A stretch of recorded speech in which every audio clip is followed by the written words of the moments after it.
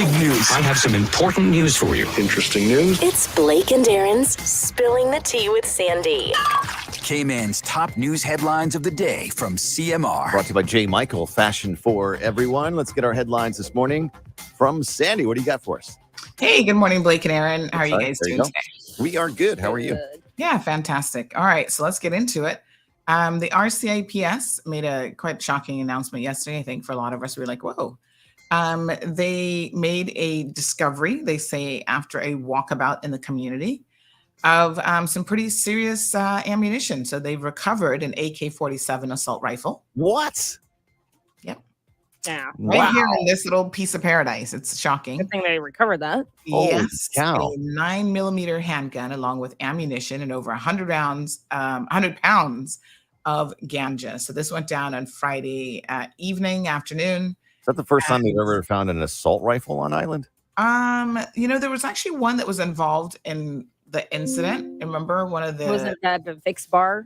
Yes. Yeah, like an easy type thing. I don't think they recovered that one. So I'm wondering, is this it or is this another one? Or how many do we have on island? AK-47 is pretty serious business. Yes, pretty serious for real. So congratulations to the RCIPS because this is quite a big haul. And of course, this is the kind of stuff that we want off of our streets. It's just shocking that it's even here. Yeah. Anyway, we have a couple flight related stories. So I don't know if you guys saw this, but United Airlines was grounded yesterday due to a tech glitch. A number of flights basically just had to wait until they sorted that out. Not the first time in recent months, but there was 211 flights delayed across the U.S., which of course always has a little bit of a knock-on effect. Speaking of airlines, we have Corendon Airlines, which is a Turkish-Dutch carrier, deciding to introduce an adult-only zone on their flights between Amsterdam and the Caribbean island of Curacao. Now, when this was first introduced, I think people read that first line. They're like, oh, adult only, that sounds like a fun flight.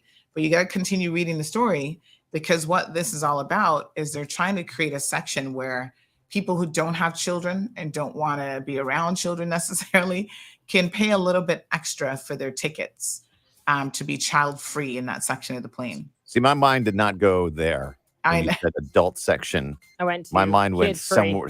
My mind did not go kid-free. Well, you're not the only man that had it went something more X-rated. I know. Only adults. Yeah. I'd like adult zone. Like like Mile High Club. That's all adult zone. Kid free. Yeah, there's other airlines do it too, but yeah. So it's an interesting concept. I'm not sure how well that works. As someone said, have you ever heard a kid crying? Like seriously, there's no curtain that's gonna prevent you from hearing it, no matter where you are in the plane. Well, kids cry for 3 reasons. All right. Well, maybe 4 on an airplane. 1, they're hungry. Yeah. 2, they're tired. 3, their ears. Their ears. They may have a dirty diaper. And then 4, their ears. Yeah, it's a lot of the ear pressure. I always I don't have to do it anymore, but always have like a little bottle in their mouth or feed them lollipop or something. Yeah, something. Always have them. You know what? To be fair to kids, I never appreciated what that felt like because I've never felt it actually until just a couple of years ago. I was stuffy and sick, and oh my God, it is the worst thing in the world. Yep.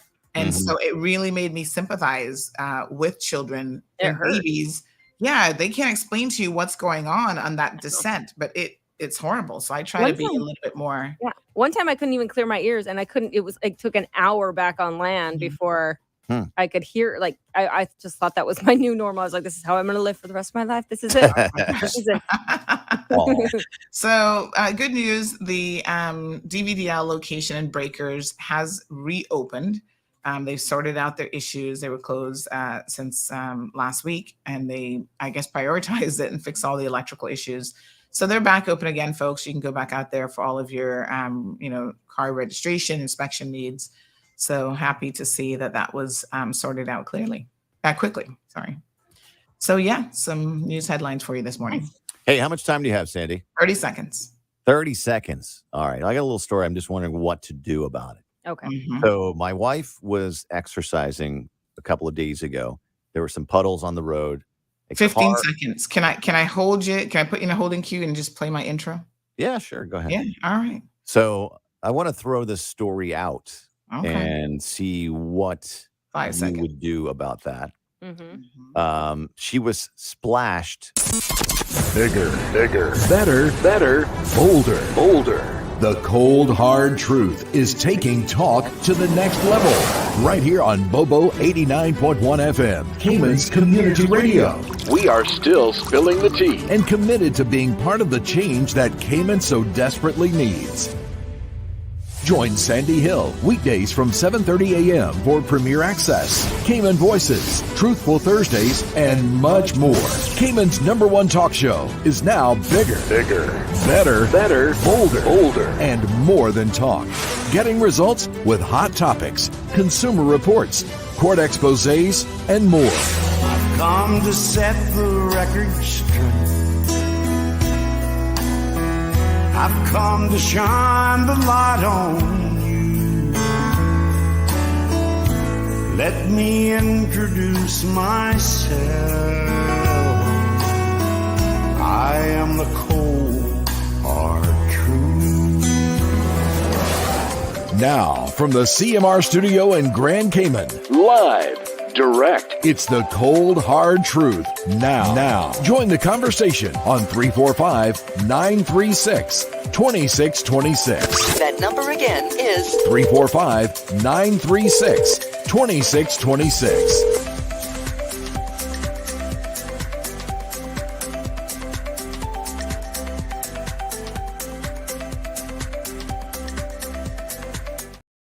All right. Yeah. Good morning. Then I play the long game.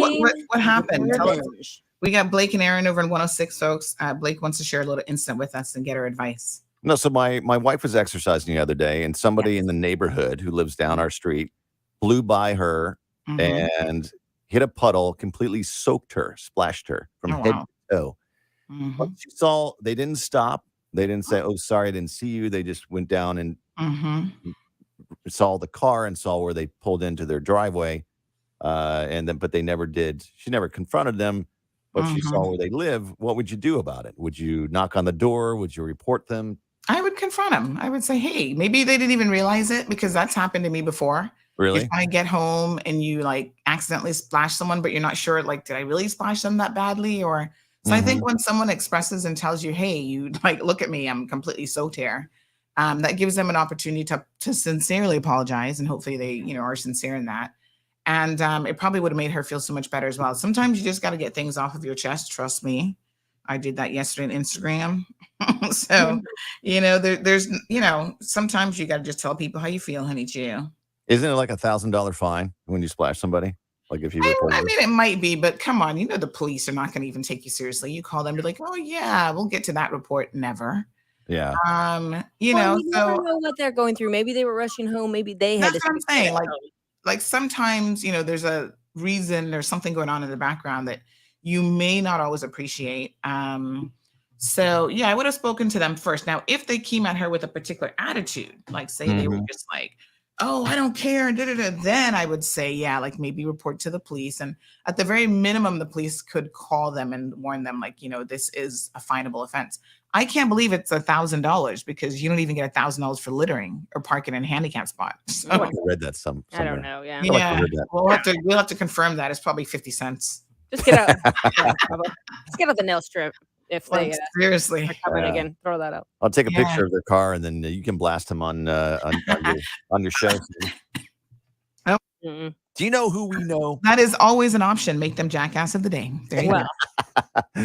All right, Sandy, have a great show on Bobo. Thanks a and, lot. we'll Have see a you good one, tomorrow. guys. Right. All right. Yeah, you can always do that, I suppose. Good morning, everyone. Let me go ahead and kick them out of the studio. So we're gonna have a bit of a serious discussion this morning. Let me just start at the beginning. Oh, Lord Jesus, I feel like today I'm gonna need some extra prayers, some extra coverage. First of all, let me just say that what I do here on this platform is a thankless job, and I am very, very aware of it. There are some days when I recognize it probably a little bit more than other days. And it just so happens, I think that yesterday was definitely one of those days. It really occurred to me how ungrateful people are in this community. And so, as usual, I'm going to speak my truth today. If you're offended by it, if you're not offended by it, that really isn't going to be here nor there for me. I'm just going to tell you all what it is. And I'm going to share with you an experience that I found very, very upsetting yesterday and that I continue, quite frankly, to find upsetting.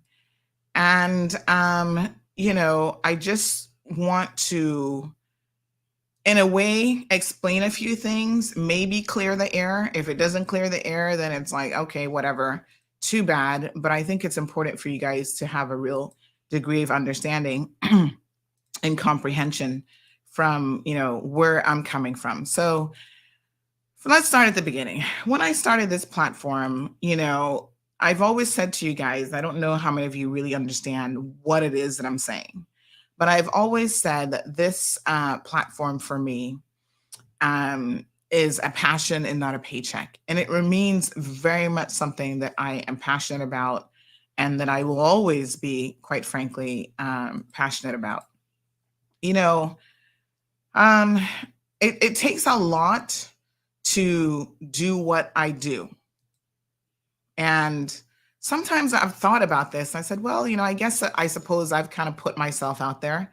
So there's a degree of it that I have to expect. But at the same time, the irony of it is that, they're MPs who they sign up for, and a lot of you will say, oh, Sandy, you're like a politician, or you're better than the politicians and blah, blah, blah. And I kind of get why people compare me to them to a certain extent. The big difference is, and I think this is something to point out to everyone who's listening this morning, is that you actually pay your MPs, right? So you're paying them to take their licks and to be your advocate and to do things on your behalf. They have a job. Somebody recommended last week that we need to be giving them a very job description so that they can do a better job at doing their job. With this platform, it is obviously something that I have created with a certain vision in mind. I get that some people don't understand the vision. They don't get the vision. I think we're like 7 years in now. Is it 7 years since 2017? And more people are understanding what CMR is about. And I think that this show in particular has really enabled me to explain things a lot and to really further the remit of this show, if this platform, it's an entire platform, if you will, right?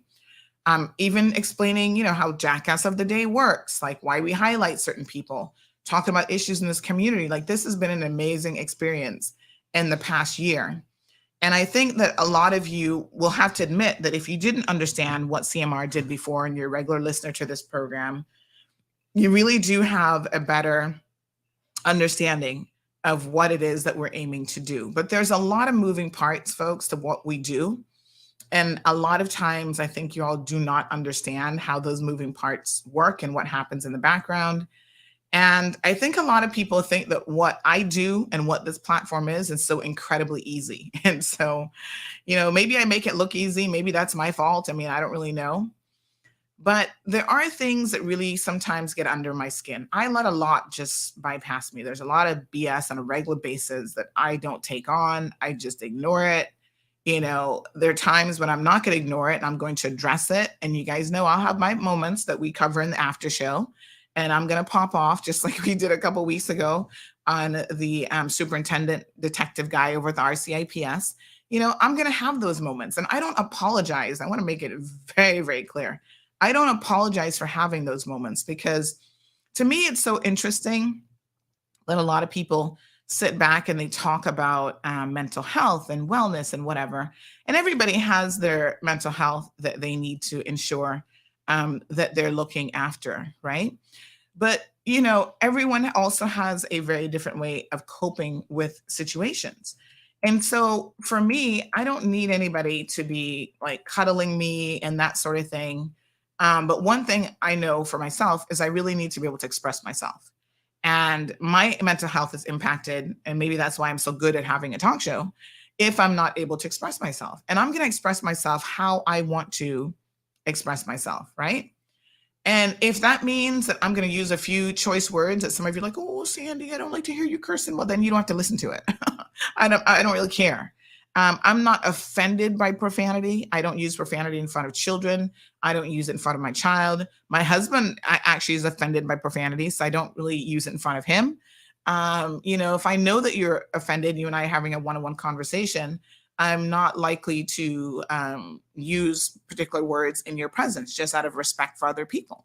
But when I'm having a moment and it's my platform and I feel like using a few choice words, I'm going to do that because I think everybody knows at the end of the day that they don't have to listen.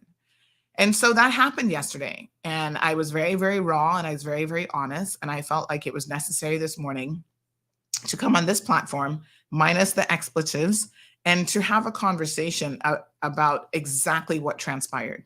Because I reckon that a lot of you still don't understand what happened yesterday and why it really, really got under my skin. Because the one thing that I go to bat for in this country, set aside adults for a minute who are capable of helping themselves in a lot of instances, I really go to bat for children. And it gets under my skin when people say otherwise, because it's number one, it's not true. I mean, before I was even a mother, I have always loved children. They are, discarded in so many ways.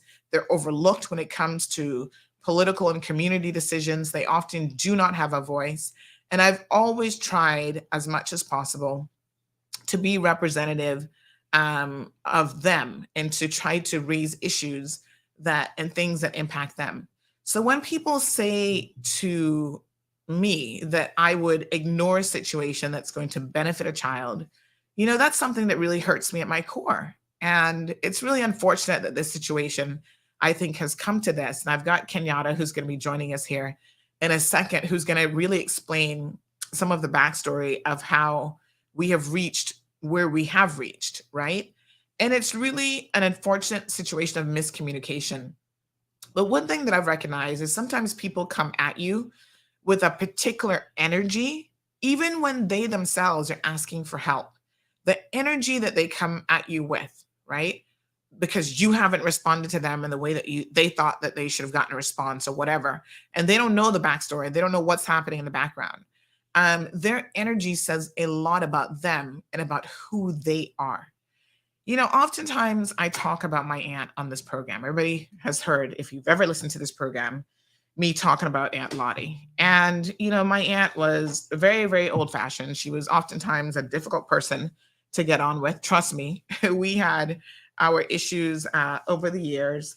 And, I'm going to get a little bit emotional this morning, so you have to excuse me for that. But, this is part of who I am. And I'm not going to hide my emotions. And I'm not going to hide that I was actually quite upset by what transpired yesterday. My aunt took me in. I was not her child. I feel like in many respects, she was, despite the difficulties that we had, she was my lifeline, and she really is.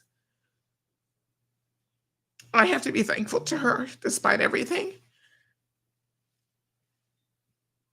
because she's the reason why I'm the person that I am today. Good and bad, I suppose. But, one of the things she always said to me is you have to be grateful for the things that people do for you in life, because no one has to do anything for you. No one has to help you. No matter what your plight is, no one has to help you, right? You have to, number one, be willing to help yourself. And this is why I have a degree of self-reliance and resilience, because I've always understood, even if someone gives me a kind word, they don't have to do that. And I feel that as Caymanians, we can be so incredibly ungrateful as people.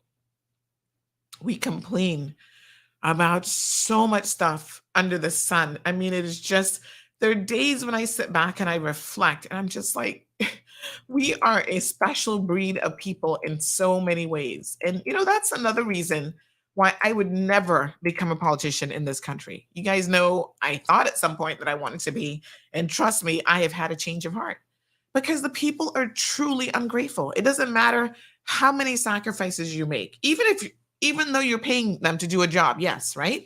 It doesn't matter what they do. They will never be able to please the people in this country. I mean, it's just a sad reality that I have come to accept in this country. It is something that maybe on this platform I didn't expect because even before CMR existed, I have always helped people. You know, the people who are closest to me, Mary can tell you over the years, Kevin can tell you the people that come to me, oh, I need Sandy's help with this. I need her voice, even before CMR existed. All CMR has done has expounded the platform or give me a platform to have a much broader voice so I can reach more people. You know, we go viral because we've got 80,000 plus followers on Facebook alone. And, you know, everybody pays attention to what CMR says at some level. But, you know, I've always been that person that has tried to help people in my community. I touched on this last week when we were talking about Miss Stewart who lost her money. And I'm going to update you on, she got her funds yesterday. So I'm going to update you a little bit later on in the show on that.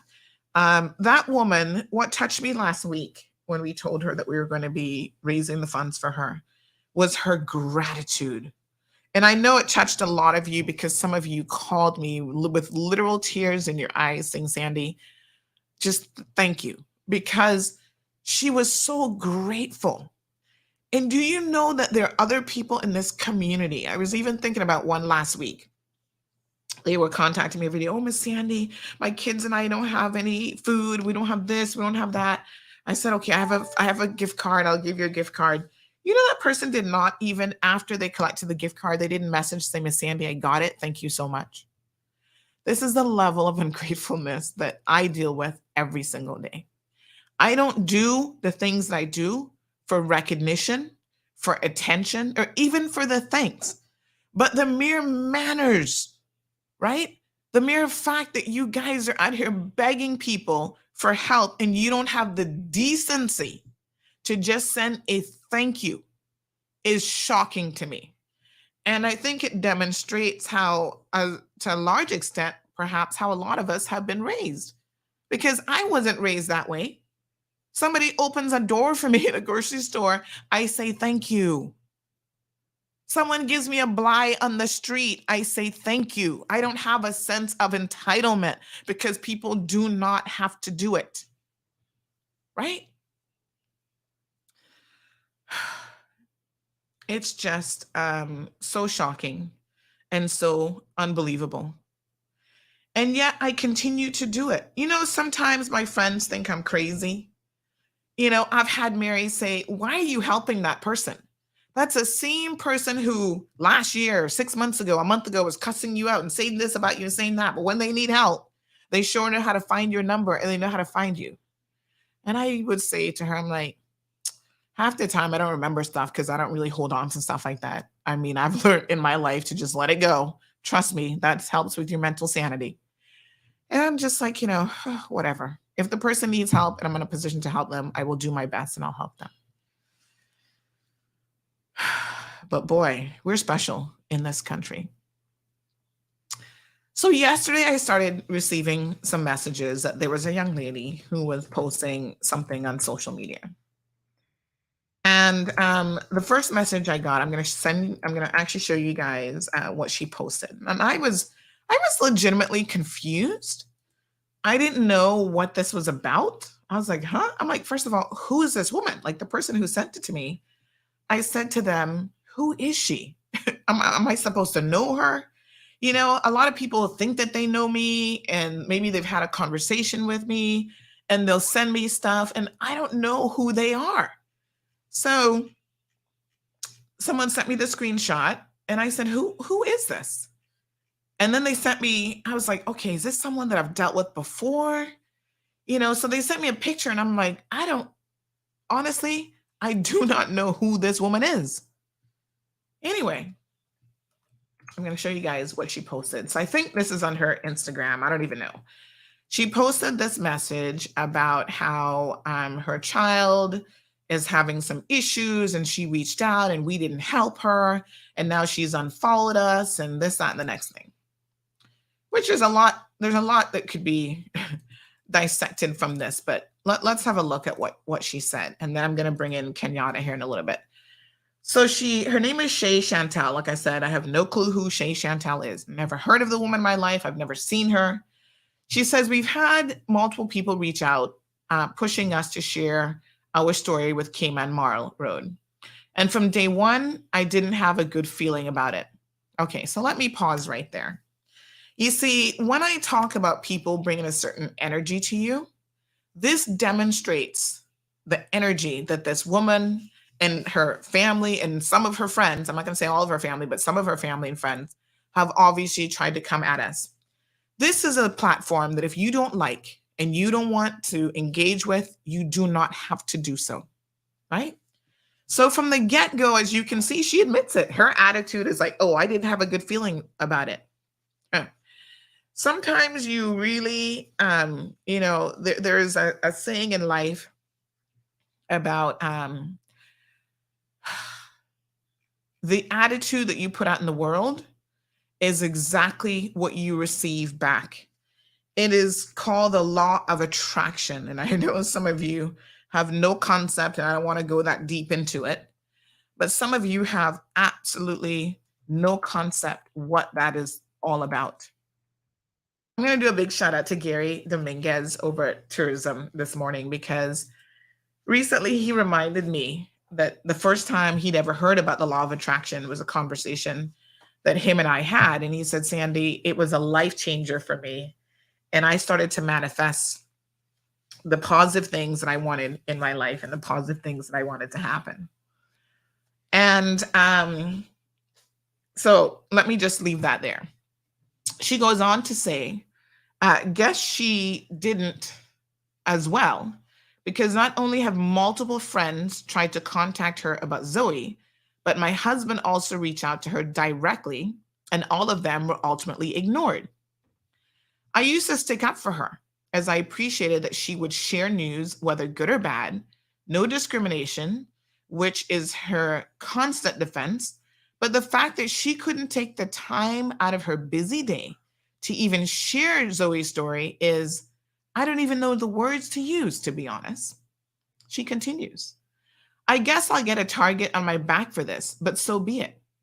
I held this down for a while, expecting to one day open my Insta to her story on Cayman Mall Road, and every day I wake up to see more and more BS, stories that do not need to be shared. Stories that she twists with her negativity, stories that she should be ashamed to even want to post, with opinions of individuals with such negative mindsets. That post this morning with the old lady trying to make an honest money in this tough society, like what? She should be ashamed. And I'm honestly so thankful Zoe's story hasn't ended up on Mall Road. Wow. Thank you, God, for continuing to protect her. Just my 2 cents. Sorry for those Sandra fans. I try to keep an open mind with her, but nah, unfollowed. Also, I'm extremely sleep deprived, so sorry for the rant and any grammatic errors, laughing out loud. So, Shay, I want to say something to you this morning. Like I said, I don't know you. And you talk about a target on your back, that's ridiculous. But when you say things about people, I think people have a right to respond. And we're going to set the story straight this morning in terms of exactly what happened. You claim that all these people reached out to us about Zoe's story, and I'm going to let Kenyatta speak about that because she's the one who would have been vetting those messages. You don't have to like this platform. You don't have to follow this platform. And you don't have to, care about anything we do. You can have an opinion. You can not have an opinion. It doesn't really matter. You talk about, I should be ashamed to even post certain things. Wow. That to me is shocking, but you're entitled to your opinion. The story that you talk about, which wasn't a story, it was just a post somebody sent us with the pictures of this woman um, who clearly does not have a business license. She's out in the streets of the Cayman Islands, Higgler style, and I don't use that word to insult anybody, but it is what it is. If you know what that means, you understand. I don't even have to explain anything else to you. You know exactly what I'm talking about. With her cart, selling stuff, and multiple people reached out to me, and they said, Sandy, is this what Cayman has become? Is this what we're allowing in the streets of this country? This kind of standard? Now, I don't know who this woman is. I don't know what her story is. I doubt she has a business license. She's borrowed a food cart from Foster's. We're going to talk about this a little bit later on in the program, but she's out there selling her stuff. Obviously, she doesn't have a business license because DCI is not going to approve a business license for you to sell goods out of a grocery cart at the bus station. So, Shay, you have an opinion about that? This woman is trying to make a living, you say, in this tough society? Everybody's trying to make a living in this tough society. And we all have to decide how we're going to do that. If I get up tomorrow morning and decide that I'm going to sell drugs, guess what? I'm trying to make a living in this tough society too. Does that make it right? Does that mean that you should sit down and say, well, that's okay because it's a tough society, things are tough, and she's just trying to make a living? No, because in the process of me trying to make a living, I am doing something that, number one, is unlawful and illegal, and number two, that's actually going to destroy people's lives. Now, this isn't the equivalent of this woman selling drugs, but what she's doing is unlawful and illegal. And if we allowed every single person in this community to define how they're going to make an honest living, ignoring the laws of this country, you do understand the chaos that we would be living in. So she might be a perfectly nice person. I don't know this lady, okay? That isn't the point. The point is, in order for this society to operate with some degree of, non-chaos, for lack of a better word, we all have to follow certain rules. Just like I have to get a business license to even be able to operate Cayman Mall Road. I had to do that. I have to pay my little fee. There are rules that I have to follow. And that is just how it is, folks, okay? We don't get to dictate what we're going to do and what we're not going to do in a society that has rules. Otherwise, it becomes a free-for-all.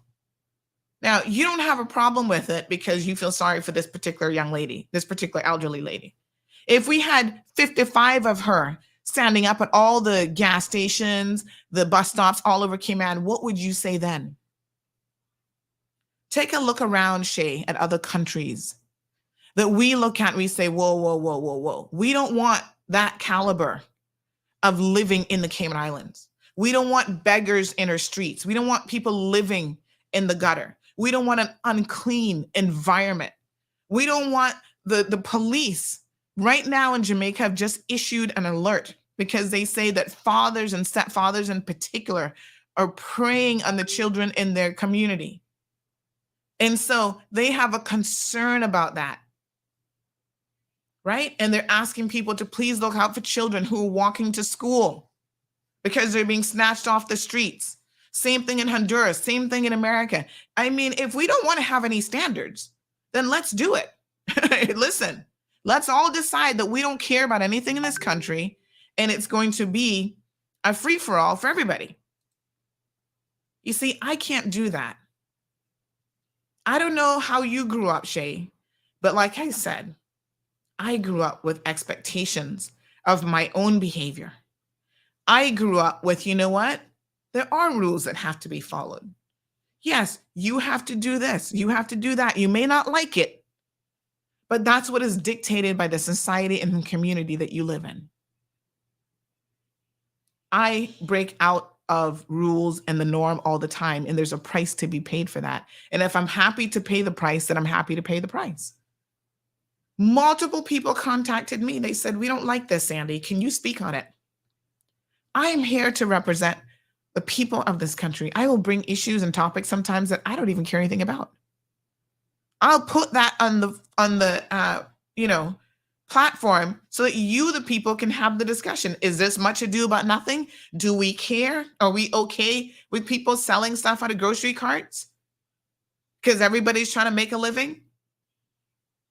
Do we care that vendors are all over 7 Mile Beach making that look disgusting and horrible? The government is now having difficulty reining it in because they've allowed for it to go on for so long. Does any of that stuff actually matter? Like I said, folks, you all, I think, to some extent, have to really decide what kind of community and what kind of country we want. The thing that I found hurtful about what Shay said, she can say all she wants about, oh, she doesn't like the platform, she doesn't like the community. What I found hurtful was what she said about me not caring about a child in this country, and especially one that is having a medically difficult situation. Apparently, it is her child that has some sort of medical issue, and we're gonna, like I said, bring in Kenyatta here in a second to talk about this. But you know, as much as I go to bat for children, and this is where I get emotional about the situation, it would be bad enough that people would say, oh, Sandy doesn't care about people in this country and she doesn't like to help people. But when you say that I ignore a situation with a child, to me, that is beyond insulting, because it simply isn't true. And it goes to the core of who I think I am as a person. I would give anything in the world to ensure that all of our children were safe. They grew up in safe and good homes. You know, they had parents that cared for them, teachers that cared for them, community leaders, church leaders, politicians that cared for them, that all children in this world could not be sick, not have any illnesses. I mean, that would, to me, would be paradise. That would be an amazing world for children to get those types of opportunities. I myself had a preemie, right? Thankfully, in the end, there was actually nothing wrong with her. She was just small and tiny, and they had to take her a month early. We spent 30 days in the NICU, a bill of over $30,000. So I also understand the financial strain that people go through when they have a sick child. I know what it is to have just given birth and be up and down to the NICU, even though you've just literally had a cesarean. You're up and down to the NICU every hour on the hour, trying to spend time with your baby, trying to breastfeed, talking to the NICU nurses. That's why I will always be thankful to the NICU at HSA, which I think is the most amazing unit that they have there. Those nurses care about those babies. I have seen it for myself. The maternity ward is amazing at our government hospital. I was just blown away at how they treat people there. And so this really hit me in a different kind of way when this lady Shay made this accusation about me not caring about a sick child. I didn't know what my future would have been, even with my own daughter. And I remember my husband saying to me, at the time we were in the market for a new home, we had this baby coming. We're like, oh my God, we're going to need more space. And then when we found out through the pregnancy that, you know what, I was fine, but she was actually struggling. Marlon said, you know, being the person with a good head on his shoulders, he said, you know what, let's wait. Let's not make any big life decisions right now because we don't know what we're going to be dealing with. Let's wait till this baby gets here, see if she's going to have any issues, because that might impact, you know, a lot of decisions that we have to make. So let's hold off on purchasing a home and doing anything. Let's just wait and see what happens. I said, okay. Like I said, thankfully, it just turned out that she was tiny, she was small, you know, but otherwise she's perfectly fine. The sacrifices, and this is on me, but I want to make sure that you guys understand some of the sacrifices that I have to make every single day. My husband and I have been together now for 10 years. We're coming up on 8 years of marriage. Actually, we just passed 8 years of marriage. My date, sorry. The only thing that my husband and I ever really fight about is Cayman Mall Road. This is the irony of the situation.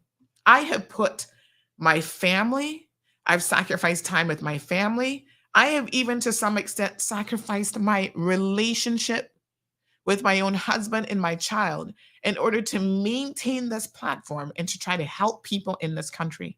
And this is where the level of ungratefulness really, really grinds me. Because I could walk away from this platform and I will be perfectly fine. I have skills. I have multiple degrees. I don't need anybody to pay my bills. I have been a business owner since, God, when was that? 2003?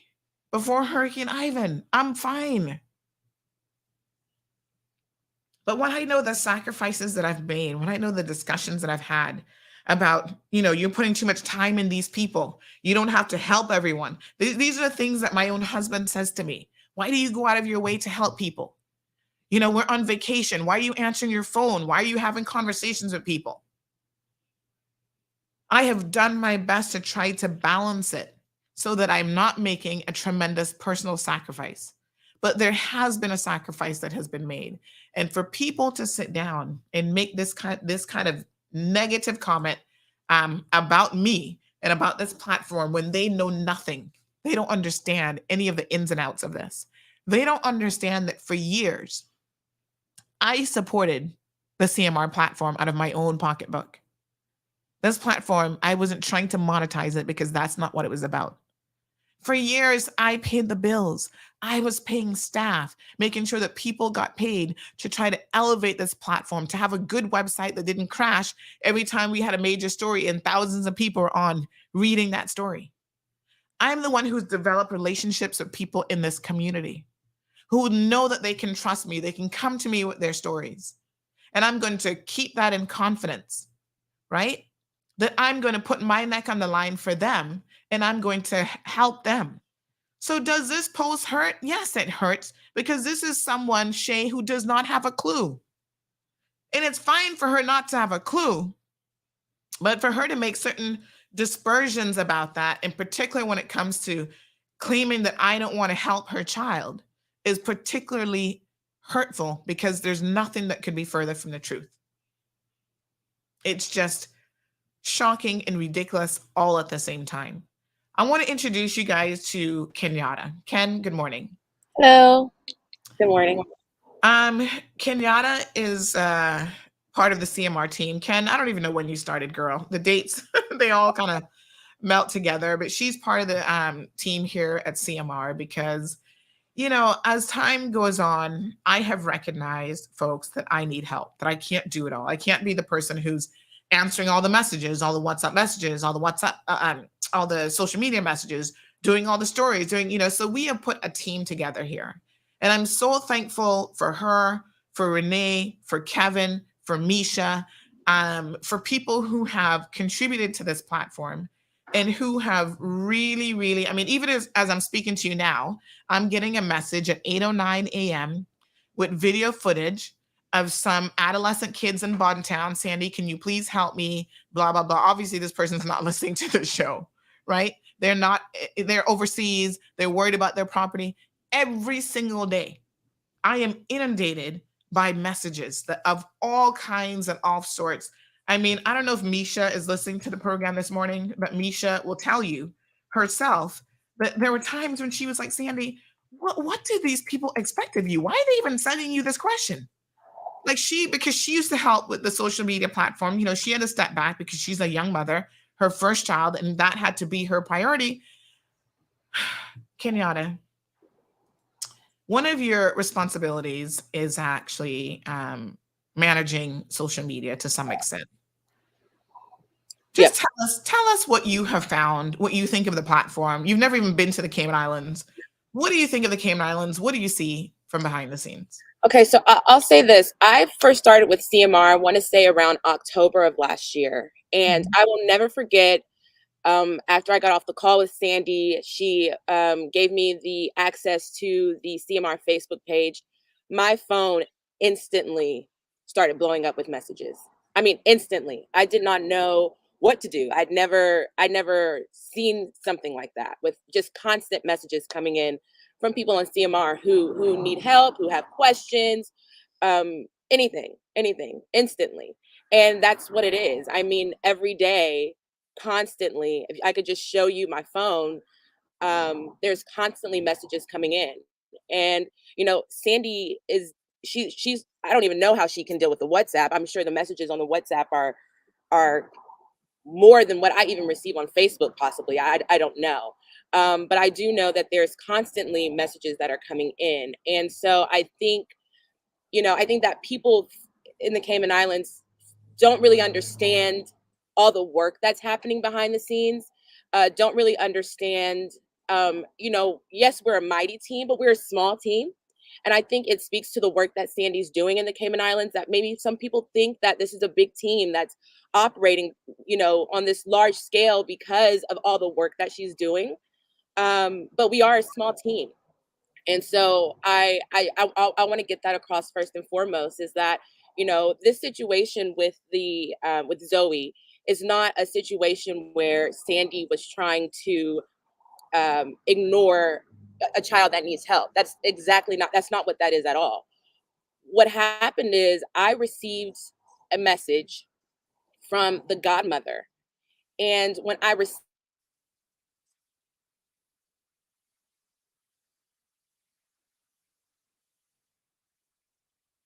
All right. Sorry, we have a little bit of sticking there with Kenyatta's connection. So we'll give her a second. Believe it or not, I know she doesn't have the best connection in California. So Kenyatta, you might have to refresh. I'm not really sure. But the other thing is, if you have to not share your picture, because that might help with the connection, you might have to do that as well. But go ahead and try to refresh that connection. okay. Yeah, I'm hearing you again. Okay. So yes, I was saying that when I received the message, it was a very long thread. What I saw in the message was that there was a child that needed help, that there was a GoFundMe page that had been organized, and that I had read that, from my understanding, it was my understanding that the lady who sent the message lived in Cayman, but that the child lived in Canada. That was how I read the message. That was how I understood the message. Hate to say that that's a misunderstanding on my part, but that is how I understood the message based on what I read. And so I sent that message to Sandy. And I know that Sandy's focus is about the Cayman Islands. Her, yes, everyone, but her focus is just it's about the Cayman Islands, and she really cares about your country. And just her response back was, well, this child is in Canada. It's not oh, I don't want to help, but this child is in Canada. Yeah, and in fact, let me just one quick second there, Kenyatta. I'm actually going to share the screenshot from our conversation and the voice note messages that I actually sent her, because this happened on August the 22nd. And to the best of my knowledge, Kenyatta, is that the first time that these people actually reached out to you? That is the first time, yes. Okay. So, we get a sense that even from this mother's message, we get a sense that, all these people have reached out. The father has reached out. I don't know anything about the father reaching out, and I'll ask Kenyatta if she's received messages from any other persons other than the godmother, but that all these people were reaching out to us, and that, supposedly we were just ignoring their requests. And I saw one of the posts from, I don't know if that's the godmother, who that is, that was like, oh, everybody else had it up.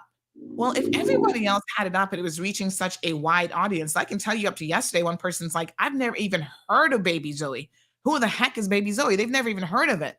So despite you claiming that 345 had it up, the Compass is running the story, this person's running the story, all these other platforms are supposedly running the story, how does that even make any sense that you're reaching out to us because you're claiming, oh, it's not getting enough traction, or we're refusing to help? And there are people who are legitimately saying that they knew nothing about it. But let's don't really share stuff for all of us. So this was the message that Kenyatta sent me on August 22nd. She sent this screenshot and she said, a baby named Zoe who lives in Canada, I believe. This is the second message that I've received about it. And then she puts the message, hello, all the parents of Zoe want to confirm that this is a legitimate GoFundMe help to be organized by their family in Canada to help them through this difficult time. So I'm assuming, Kenyatta, that's why you thought that the GoFundMe page is in Canada.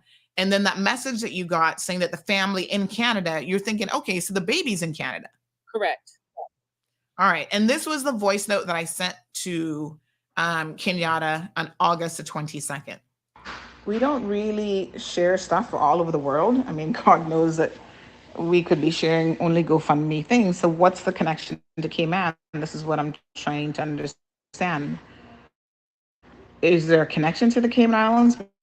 Because if there isn't, if the baby doesn't live here, or the parents don't live here, or something, why on earth would we be sharing that? Like, I don't get the connection. Yeah, they'll have to advertise it however they advertise other GoFundMe pages. I mean, the most we would do is maybe if it was in the Caribbean, but Canada, I feel like there's millions of people in Canada that they should be able to get access to assist them. So I'm not really sure what this has to do with Cayman, to be honest. So you can see where I was like trying to understand the Cayman connection, right? I don't have time. And this is why I say to you, sometimes you're like, oh my God, Sandy, this person said this on CMR or on the Facebook about you or Instagram. I do not have time to read all of these messages. Let me try to put something in context for you guys just a little bit here, right? Every single morning we have this show for 3 hours. That is 3 hours out of my day that eats into my ability to go to court, my ability to do paperwork. And there's so many things during the 3 hours that I lose. On average, I would say that each show, which gets 5,000 plus views, gets probably another 400 to 500 messages, like comments, all the time. So if I go back, and I'm just going to quickly have a look at perhaps, some of these, it's like hundreds of comments for the day in just that one talk show. That excludes any stories that we put up. People are commenting on stories. I legitimately do not have the time. I would get nothing else done if all I did was sat down and read your comments. That's why, I say people might bring it to my attention if someone is, threatening someone or they're saying something that people are like, wow, have you seen this comment? And then I might actively go and look for that particular comment, but I don't have the time. I really do not. And that's why Kenyatta is part of the team, because that is a large part of what she does. And she's also responsible for posting the cold hard truth on the website every single day, because people said, oh, Sandy, we love the show, but we'd love you to put time markers in there. You know what it takes to put time markers in there? That means that Kenyatta has to go through the show every single day, no matter what she's doing. And by the way, Ken, what time did you get up this morning? It's California. You guys are 3 hours behind us. You got up in the wee hours of the morning. Yeah, I got up at 4 a.m. At 4 o'clock to be able to come on this show for 7:30. Yeah. You guys don't care, I guess, and you don't understand what's happening behind the scenes. And maybe to some extent, that's fine. But I think that we also have the right to respond to these types of criticisms and to be able to say, hold on a second. Yesterday's show had 351 comments, and that was probably a relatively slow day. Sometimes it's all 500, 600, 800 comments for the day on one post, essentially, because your show shows up on Facebook as one post. So Kenyatta sent me this message, and like you said, like you could hear in my voice note, I was struggling to understand the Cayman connection.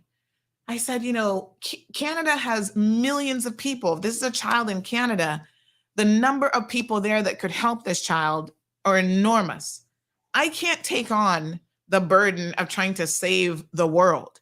I'm just trying to help Cayman. Our little small rock here. I'm trying to help us. There are people who live here, who have encountered people in here on this island, whether it's scammers, whatever. I try to help them because they're connected to Cayman, right? I don't get involved. Stacey will tell you the other day, somebody all the way in Jamaica reached out to me about some issue they're having there with their, I forget what they call it. Stacey will have to remind me what it's called. Some natives, the something people, and they wanted me to put this story in CMR. And I'm like, why? I'm like, what does this have to do with the Cayman Islands? If it's connected And the only time I really try to break in terms of like highlighting it in my show, we do the regional segment, so that gives them an opportunity to say, "Hey, what's going on in Jamaica? Give us a little quick rundown," right? But I can't be getting deep into your issues in Jamaica because I'd get nothing else done. But we have helped children there. There was a child who had the heart condition, the heart situation that needed medication to try to keep that child alive. We featured that. There was a young girl who got shot while she was driving in a taxi cab. We had her mother on the show, interviewed her mother, encouraging people to try to donate to that mom so that this poor child does not go completely deaf because of where she got shot in the back of the head. She was going to lose her hearing if she didn't get this surgery quite urgently. Stories like that. So we do help people regionally to some extent. There's a fire in Rotan. Okay, we're going to tell you guys how to donate money, how to give, because a lot of Caymanians are related to people from Banaka, from Rotan, from all, so we are connected. I always say this. We don't live in isolation on this island. We're not an island that time has forgotten anymore, or an island unto its own. So we are connected to the rest of the world. But when you're talking about, help somebody in the USA, in Canada, I'm like, there are millions of people that live in these countries. They have resources that far extend anything that we even have available to us here. So that's why I sent Kenyatta that voice note. I'm like, if this child's in Canada, surely there are millions of people there who would have access to this GoFundMe page. Continue, Kenyatta. I think she might have froze again. Let me just have a look while she's reconnecting. Let me just have a look at some of your comments. Thank you, Miss Olive, who's sending out a prayer this morning, a prayer of protection, and saying that may you guide us throughout this session to only speak the truth and listen carefully before we jump to any conclusions. Lord, please guide and protect Miss Sandy, that whatever she brings across to the listening public, and that's all that might have a good understanding to whatever she say, protect us as we go about our business. Aliano, good morning.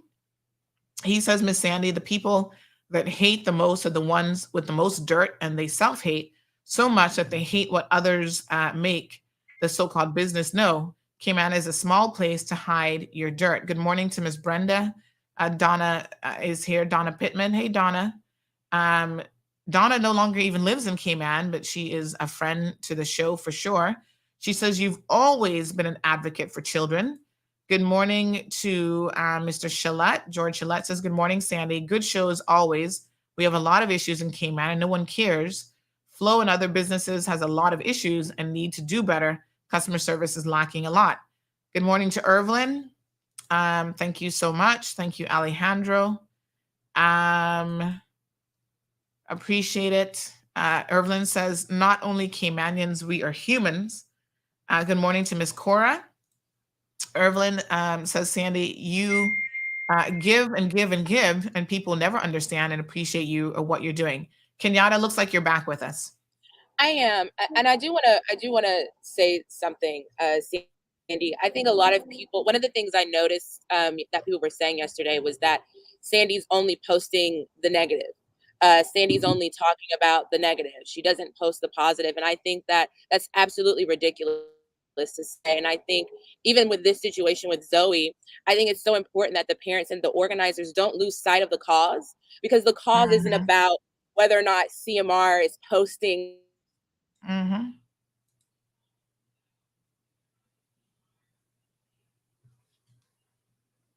Yeah, sorry, she's got some connection issues here.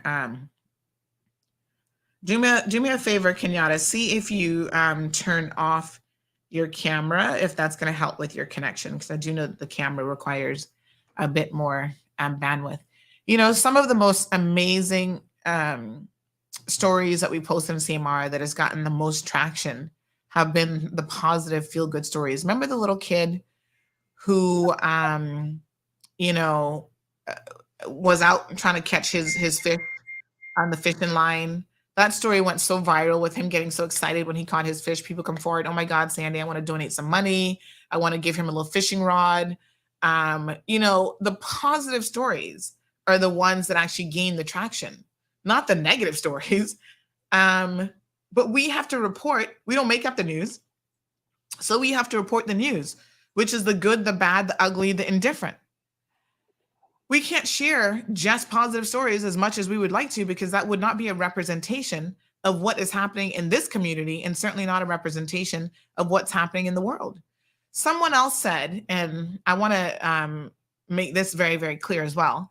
Someone else said in their their Instagram comment about, oh, you know, this platform only shares scandalous things and whatever. And this is this person here, and I want to really say that, listen, to a certain extent, I've always had a very tough exterior. And some people are like, oh, Sandy, you're such a softie. And I tell people, don't go around telling people that, because I don't want people to think I'm a softie and know that I'm a softie. There are elements of me that are very, very soft, for sure. But I'm a pretty tough person, and I can take my licks, right? So when this person said, for the most part, if it's not scandalous, it's not top priority for CMR, I'm afraid. I was like, wow. First of all, that is so not true. But you know what the irony of it is? Let me tell you how ridiculous, and if I can use the word stupid without insulting anybody, I'm going to use it, because if it doesn't apply to you, then it doesn't apply to you. The stories that you guys find interesting and scandalous is what you're here for. I have proven it time and time again on this show. I will have educated people come on this program talking about the war in Russia, the environment, the economics, trying to teach you all to understand inflation.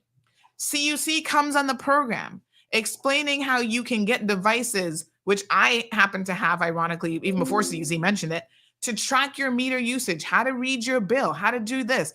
NRA comes down here with experts talking about what they're doing with the east-west arterial. You know, they're going through the steps, this, that, and the next thing. And you know what? The numbers fall. That's not the conversations you guys want to hear. I've even seen your comments. I'm not gonna pick on anybody by name. Oh gosh, the little emojis like, oh, this is so boring. The yawning emojis. This isn't what I want to hear about. When we are talking about somebody's sus, who is cheating on who, up in somebody's business, right? Talking to George and his messy self, talking to Quincy and his messy self, raking the politicians over the coals with their messy selves. Those are the conversations that you guys are here for. That's what you want to hear. So the very people who sit down and post about, oh, for the most part, if it's not scandalous, it's not top priority. That is beyond ironic, because that is the top priority for you, the people of this country. Who are you trying to fool? I tried to mix it up and have what I hope is a balance. You know, some days we might talk a little bit of sus. Some days we're going to have a little bit of nonsensical fun. Some days we got to get serious. We have to educate ourselves. But those are not the conversations that you guys want to have. And then you're criticizing us, saying that that is not a top priority for us. As Kenyatta just said, it's not even a true statement. But if it was a true statement, it's because it's not a priority for the people of this Cayman Islands. Most of you don't want to have serious conversations. Kenyatta? Yeah, and I think that was the point that I was trying to make. You know, we could this story with Zoe, we could turn this could be something positive. We shouldn't have to be talking about this in the context in which we are. If if the organizers maybe, you know, this is the thing. The GoFundMe is still a very active GoFundMe. And so if you didn't, there are people who will send the same message to Sandy via WhatsApp and send the exact same message to me on Facebook.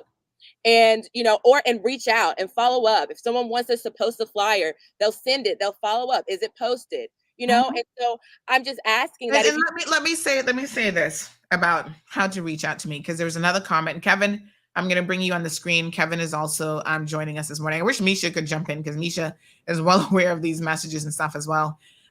You know, one of the things that was also inaccurate in what was said yesterday is this person was saying how that they personally reached out to me and I ignored their messages. So I want to make it very clear. No one personally reached out to me about baby Zoe. Like when I saw that first post yesterday, that was the first, I'm like, who the heck is baby Zoe?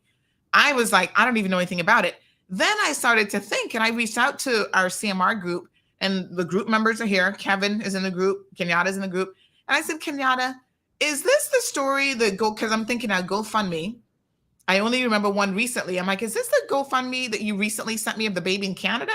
And she was like, hold on, let me check. It might be. And then she's like, yeah, this is the same story. So when you guys are claiming that you have personally, and this is, I don't know who Nicole T Artistry, I don't know who Nicole is, but Nicole says here that she personally reached out to me and, whatever. You did not personally reach out to me, honey child. You reached out to a page that has over 80,000 followers on Facebook alone. Okay?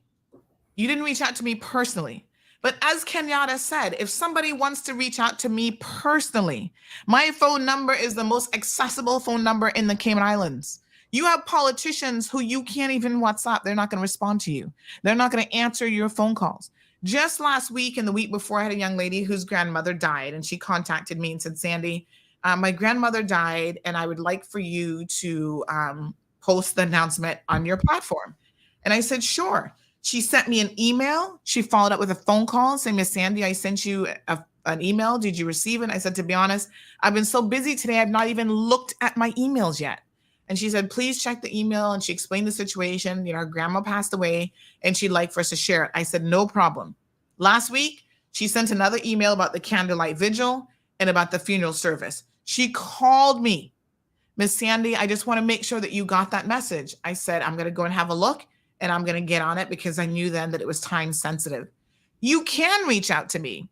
Sending a Facebook message or an Instagram message to a platform that has almost 75,000 on Instagram, over 80,000 Facebook is not reaching out to me personally at all.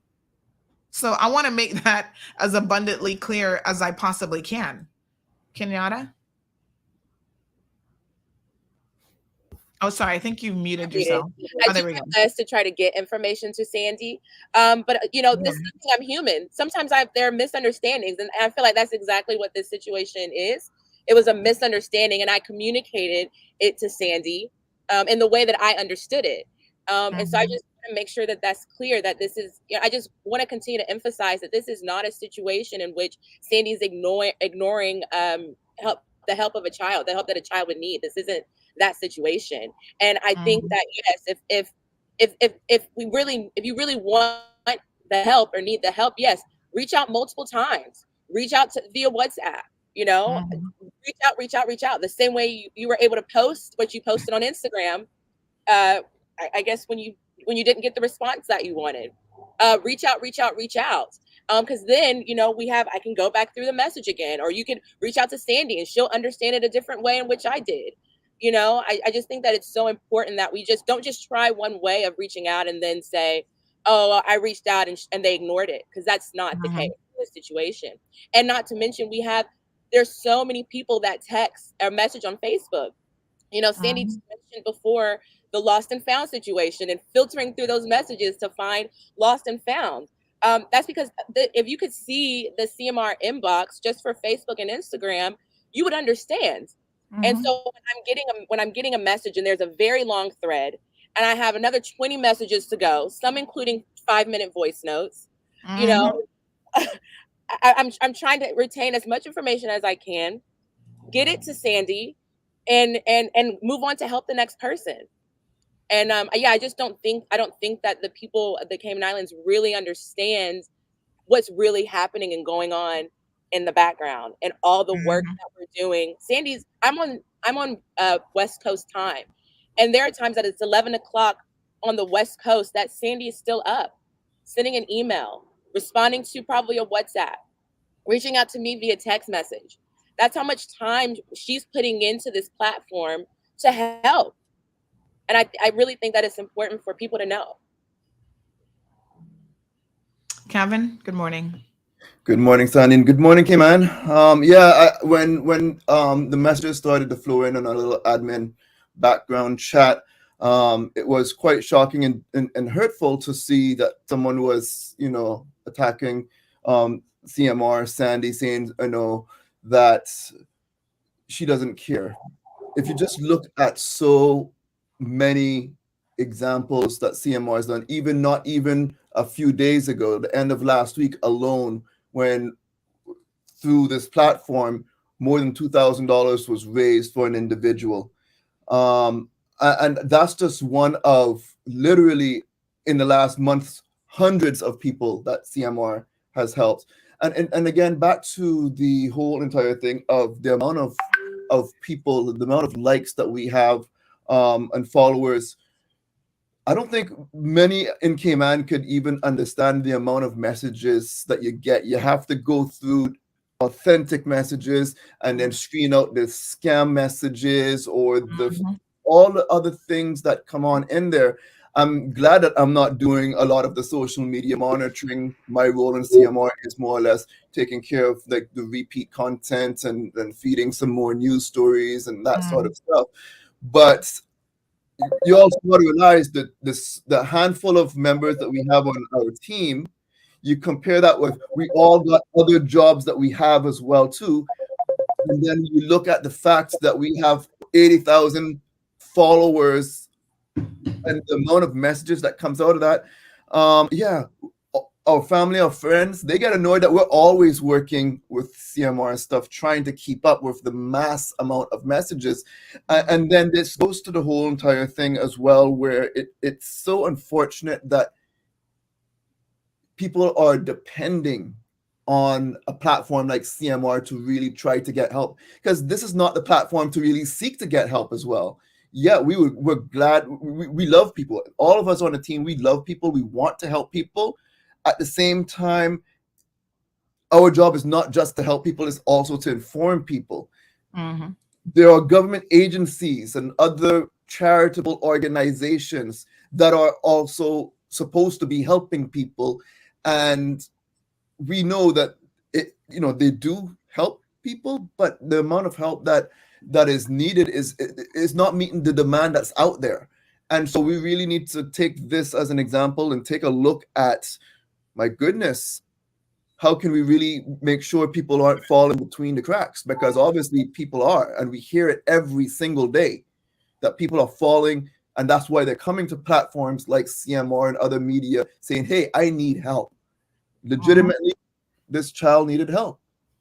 Unfortunately, we missed a message to really get the clarity of it, because again, it got weeded out with the mass amount of messages that we have in the background. And sometimes even my phone is people are calling through Facebook and stuff all the time trying to get on to someone at CMR. But again, we don't have a switchboard. We're less than a handful of people on our team. Yeah. And I was kind of thinking about even Miss Romelia, right? She always jokes with me and says, Sandy, every time I call you, you're not answering me, but you always manage to answer Cindy. And I said, Miss Romelia, trust me, it doesn't have anything to do with that. It's just that Cindy understands that if she messages me or she calls me and I don't respond immediately, don't take it personal. It just means that I am so busy, right? I'm trying to find better ways of filtering my WhatsApp messages in particular, to make sure, like, I'm literally writing stuff down, like, okay, I got to follow up with this person about this. And a message came in. And one of the things that I do, which I think I really need to work on, is during the show, people will message me and I click on the message and I read the message, but then I'm like, oh gosh, I have to go and then follow up, right, with that person. And because WhatsApp now shows it as a read message, it goes down the list of the other 100 people that are going to message me before the show's over. So, I've been trying to okay, let me screen grab it, because then I can go back and look at my screen grabs from the computer. Like, it really is a massive undertaking. And listen, folks, we're not complaining here. We're just trying to explain and hopefully help people understand the platform and how it's organized. And I know that these people don't care, because I think this young lady went back and said something like, everyone has it posted up and reshared. And she replied, thank you. So she clearly acknowledged the information, but now has no recollection. I have no recollection because I never said thank you. I never saw that message. So again, to whoever on earth, I have no idea who Nicole is. You simply do not know what it is that you're talking about. That was Kenyatta saying thank you to you. I'm trying to be nice. And she did her best. Like she said, she misunderstood that the child was actually not located in Canada. The child was in the Cayman Islands. But, people have this kind of energy for this, trying to somehow, let's make Sandy look like a bad person. Let's comment this on, her public Instagram page so that people see, she's saying thank you. But then, now she's pretending like she didn't know anything about the message. It's like, why would I have to do that? First of all, and I want to be very, very clear. Like I said, I help people all the time, but I don't want you all to think that I have to help people. And I think that's important. That's an important thing. Like I started off saying at the beginning of the show, this is something that my aunt embedded in my head.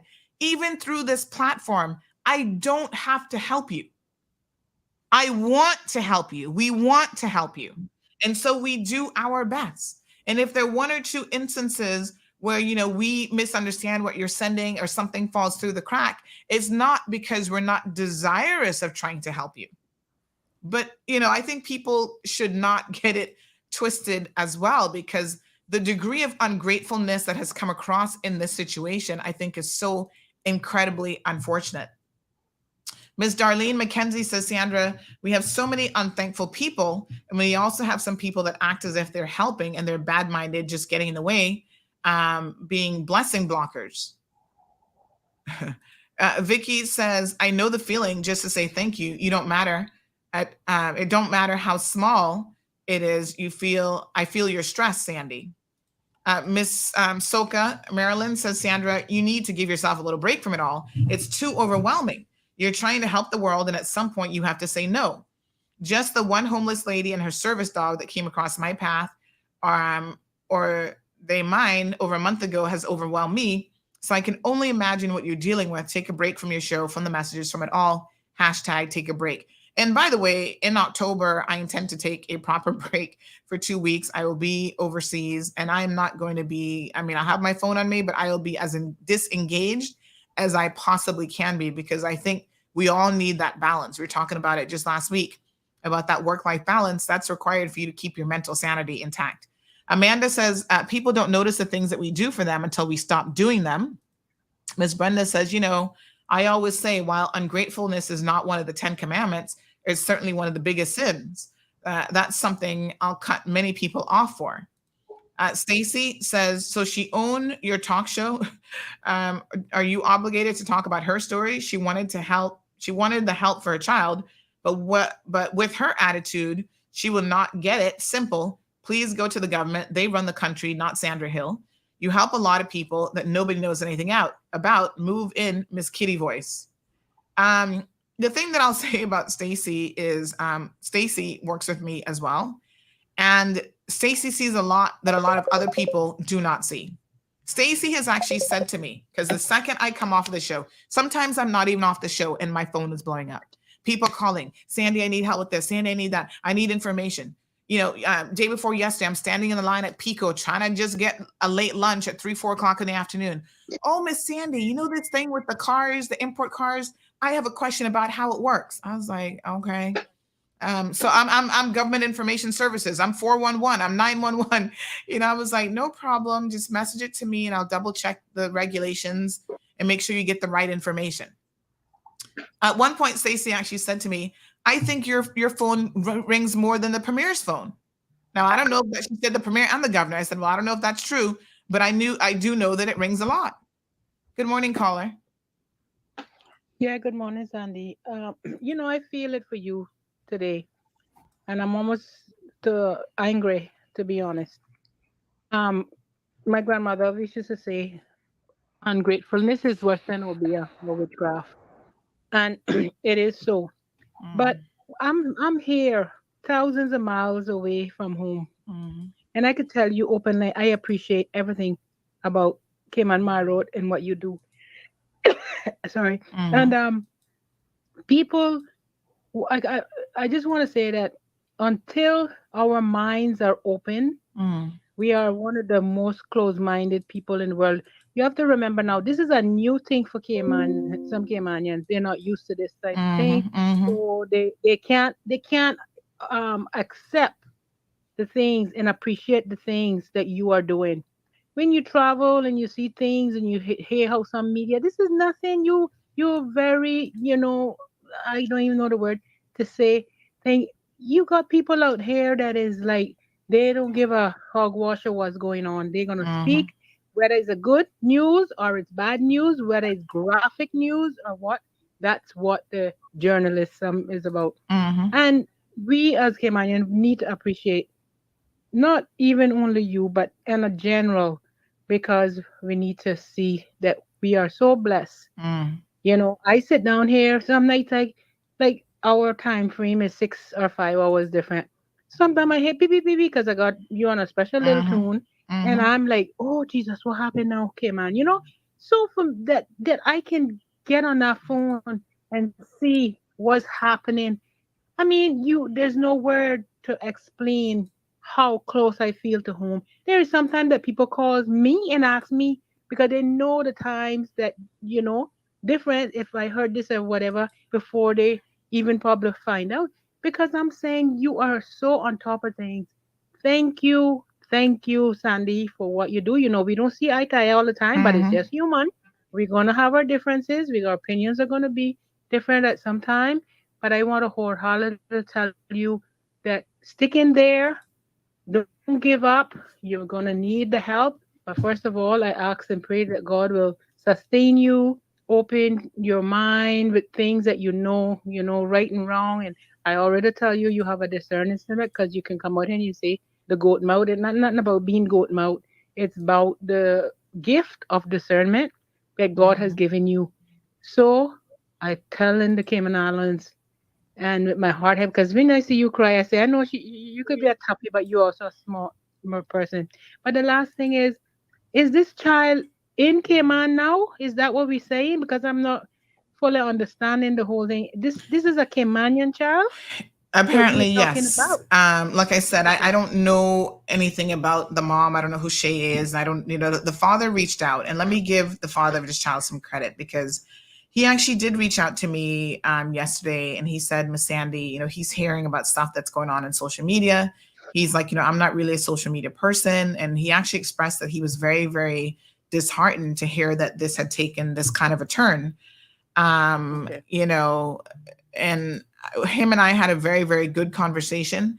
I still expressed my desire to want to help in any way that I can. But, I do feel like there's so much negativity coming from the mother. And I saw somebody just commented that, maybe she wouldn't even accept her help at this stage. And I think that is just really most unfortunate. But this is a Caymanian child. My understanding is that she's in Miami at the moment, getting some medical assistance. Okay.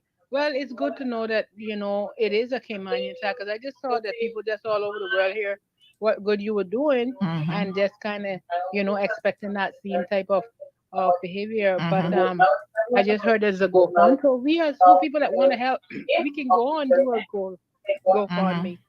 Yes, thank you. So keep up the good work, even with your team.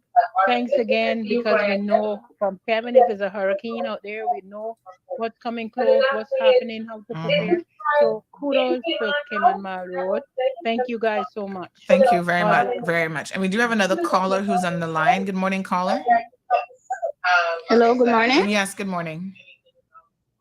Hi, Sandy, good morning. Good morning, dear. Team and everybody. I have to tell you, thank you very much for everything you do before I forget. And you know who you're talking to because my head comes and goes. But this your subject here with people that is so ungrateful. Well, I tell you, you do be surprised because you just say about these kind of people. And the same people that you turn around help many times with the same law.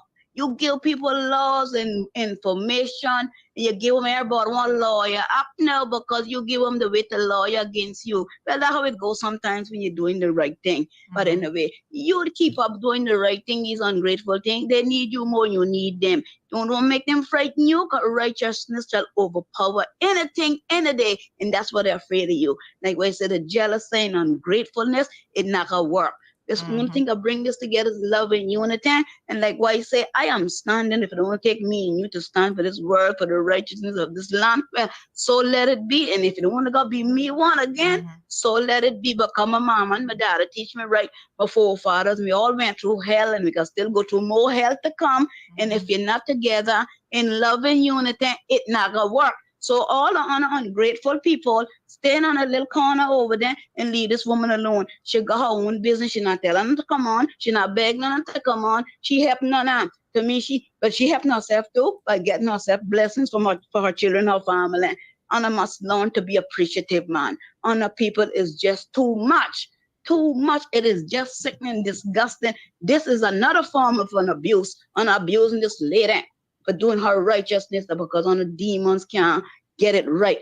Get it right or stay off her woman. She not beg no. She help no. And she that's the same thing they say what happened to you now. I just understand like now they're getting older. And as a cripple in ya and staying in my bed, but I say by the help of the God, if there's one, well, he's helping me more than what people think. And thank God that until you when you run silent, that's when you're more powerful. And when you're righteous, they can't touch you. They're afraid of you. It's threatened by you. And like I said, the greed is another sin. The greed and ungratefulness is another sin. That's what he's suffering. And you're not going to worry about them. And we could humble ourselves. We not go. I can do without. But some of them, everything they are too big. Tell them must close it and give to others too. They got too much up in their house using, but another hurricane, another disaster come and clean them up. I bet you they could be hollering for each other then. That's what it takes for us to get along. It always takes a disaster for us to love and care, or a funeral for us to get together. That's not the way to go. You sitting right there, you have done what you've done in 1 month or years or what you've been there. I not see one politician did that yet from the time you've been there, the little time that you've been there. Look at the laws, especially at them say that you're a lawyer, I'm up now. We have another caller, so I want to thank you, caller, for that. I appreciate it. Yes, thank you for taking my call. You know. Good morning, caller. Welcome to the program. Good morning, Sandra. Morning. You can listen to that later all day. Yeah. That's the Canadian accent. Yes. Listen, she was so right when she said the only time we unite is when a disaster happens. And Ivan was a testament to that. At the same time, it's very sad. Zoe, I don't know the little girl. My heart goes out to her as a mother. But are the parents employed? If not, if they're not employed, did they reach out to Cynical? Because I can tell you this much. My husband stopped me for 7 years from working.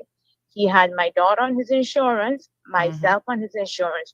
She was born a premium as well, just like Gianna. And you know this because we've had this conversation. But Cynical insured her for $32 a month. Just those same $32 that I would have taken to spend to go to the beauty salon and do a pedicure, I can put towards my child's Cynical. My heart goes to the little girl, like how I said, but I think people need to put their priorities straight. Yes, it's expensive. Yes, insurance is expensive. But once you start paying an insurance fee for a child for $32, I am 100% sure they're going to lock it, because that's what happened to me in 2015. They locked that insurance until I terminated it and put her then on my working insurance when I went back to work. So you need to go there and do your research, and before you jump to conclusions, if you see where I'm coming from, and then maybe you got to realize too, as a born Caymanian, Cynical cannot turn that child down, right? But people want things handed over to them, and it's really sad that we got to live like that. Nothing is owed to you or me. Nothing. So we need to get our priorities straight and do what is right. Thank you, caller. Those are my 2 cents. All right, 936-2626. Of course, the phone lines are actually open this morning as well. Let me just read a few more comments. Johan says, real talk, if people don't approve of Auntie Sandy, her style, the stories and all the stuff that goes on with the media styles, why do they watch, follow, or post? Life is about choices. If you don't approve, don't plug into the madness, entertainment, information, gossip, news, etc. And I mean, to me, this is the most shocking part. There are people who actually follow our platform who want to cuss and go on about they don't like what's on the platform. Why are you following that? That's why, I said to them yesterday in my Instagram live, like, I'm going to exercise this block button, and every single person, and I think there's about 25 of them. I also want to say that it's important to keep things in context, because when you have literally 70,000 people following your platform and you have somebody comment and only 25 people like the comment, right? Think of the people who didn't like the comment. And what I think you find is the same thing that happens in discussions in this community. You've got a very vocal minority who always jump up and they have the most to say. And you think, oh my God, is that everybody's opinion? No, it's not. They're vocal. So you get the sense that, whoa, this is really what everybody cares about or whatever. And that is not necessarily the case. So I always try to remind myself, don't think of it. It's like whether the glass is half full or half empty, right? Don't think of it as, oh my God, 25 people liked it. Think of it as only 25 people liked it, right? When you have thousands and thousands of people following a platform and that comment only got 25 likes, that means a lot of other people don't agree with it. They're not going to necessarily comment against that person to get into, an Instagram war, but keep it in perspective. Always keep things in perspective. Speaking of keeping things in perspective, I want to play some voice notes from Charles Whitaker here in just a second. Miss Nikki says, your platform has been a lifeline to many. Thank you for all the ways that you help make life better for people in the Cayman Islands. The negative comments are a reflection of the naysayers. Miss Moya says, this just shows that there's a major need for this platform in the community, but they also need to understand that Mile Road can only do so much. She can only highlight so much. And there are other platforms here that can also help with some of the weight. They just choose not to be this accessible to the community. People also can reach out to their elected MPs for help. Why is it that we only expect and demand Mile Road to handle or address issues in our community? Yet many want to also have this platform. And unfortunately, Ms. Moya, the rest of that got caught off. Johan says, no media outlet gets it 100% of the times, especially in first world countries. We all question why certain things are addressed or not addressed on the platform. Just imagine if CMR didn't exist. Just remember the good old days when every scandal was buried by the one media house on island, and Radio Cayman could never report or share real news or scandals and hold everybody in the government plus Glass House accountable. CMR is not perfect. There's no such media out there that is user driven, and then that got cut off. There's a lens. I want to add a little comment on that too, Sandy. I want most people to think about going anywhere in the world and having this amount of access to a platform where that's all of the help that CMR does. I don't think you will probably find it at all out there. I mean, you go to ask a platform for help and you think that they're automatically supposed to take it on. It's non-existent. What CMR does is quite unique. Is it perfect at all times? Absolutely not. But at the same time, it does a whole lot of good, and we're going to continue that. Just because there are a few people out there who might want to complain about this, that, and the other. Listen, we just more motivated to do the right thing and do our best. That's what we do. Exactly. Absolutely. Jermaine says, good morning. Correct me if I'm wrong, but to the best of my understanding, this platform addresses issues, and issues are not positive. If that was the case, then they would not be called issues. Addressing and tackling issues is the only way to fix something that has a negative impact on our community. Thank you, Jermaine. Johan says, Auntie Sandy, corporate Cayman loathe plus fear you. That's the power. Any Caymanian that has a negative experience at a restaurant, shop, or business that mentions, wait till CMR gets the story, the situation changes, because CMR is the only thing that brings balance to all the BS Caymanians have to deal with. That's how sad our community has become. CMR seems to solve more crimes than the RCIPS. What a hot mess. Yeah, and can I actually mention that I actually received a message from someone yesterday that said, hey, this is what's going on with me. I was told to reach out to you before I need to reach out to the RCIPS. So they hadn't even reached out to the RCIPS. People are saying, go to CMR. People have more confidence that CMR will help than the RCIPS. And if you can just imagine, I think maybe people can understand how many people are actually reaching out for help on a daily basis. Yeah, I mean, listen, we get there's a situation right now, and as much as I have, some days a bone to pick with the RCIPS, I always want people to know that I do not support a lawless society. That would not be the right thing for me to do. So although they sometimes get it wrong and they seem to have a bone to pick with me between them and the DPP's office, I don't know who's actually got the bone, but I still try to do my part. And there are people who will send us evidence of criminal activity happening in this country that we then pass on to the relevant authorities. Even the robbery that they had on, I think that was Monday morning. The guy said he got a photo to kind of show us what it looked like. We had it up before anybody else in Cayman. Like, if you see this green Honda Fit, there's a lot of them, but if you see this green Honda Fit in Windsor Park, this is a wanted vehicle. Just was involved in a robbery. And this guy's like, the guy pulled out his knife on me, so I had to back off. There are good people in this country who every single day are doing the right thing and who are putting themselves on the line and who are sharing information with us that we then try to get out to the media, to the people of this country. And like I said, sometimes the police get upset with us because they don't want it shared. It's like this story about the AK-47. I knew about that AK-47 being found within a couple hours of it being found. And it was only yesterday, more than 24 hours later, that the RCIPS shared that information with the general public. Marjorie says, good morning, Sandy. You've always been advocating for children and really pushed the issue with the pedophiles registry. You will never be able to please all the people. If she did not get a response, then she should have contacted you personally. Don't stress about it. You're doing the best that you can. People can be very ungrateful and hurtful. Thank you for the comment. Parky Journal says the level of entitlement is crazy. It sure is. It really is. It really is. And we see it, I think, more so than anyone else. Let me play some voice notes this morning from Charles Whitaker. Charles will oftentimes send me voice notes through WhatsApp. He's one of those people who can send very lengthy voice notes. So sometimes I don't get to listen to them all at one time. I might have to listen to one, half listen to it, come back to it. But, Charles speaks with a lot of sense and a lot of conviction. And he's one of the people I said to him this morning, and I want to thank every single person. I know that the Instagram video from yesterday has definitely gone viral.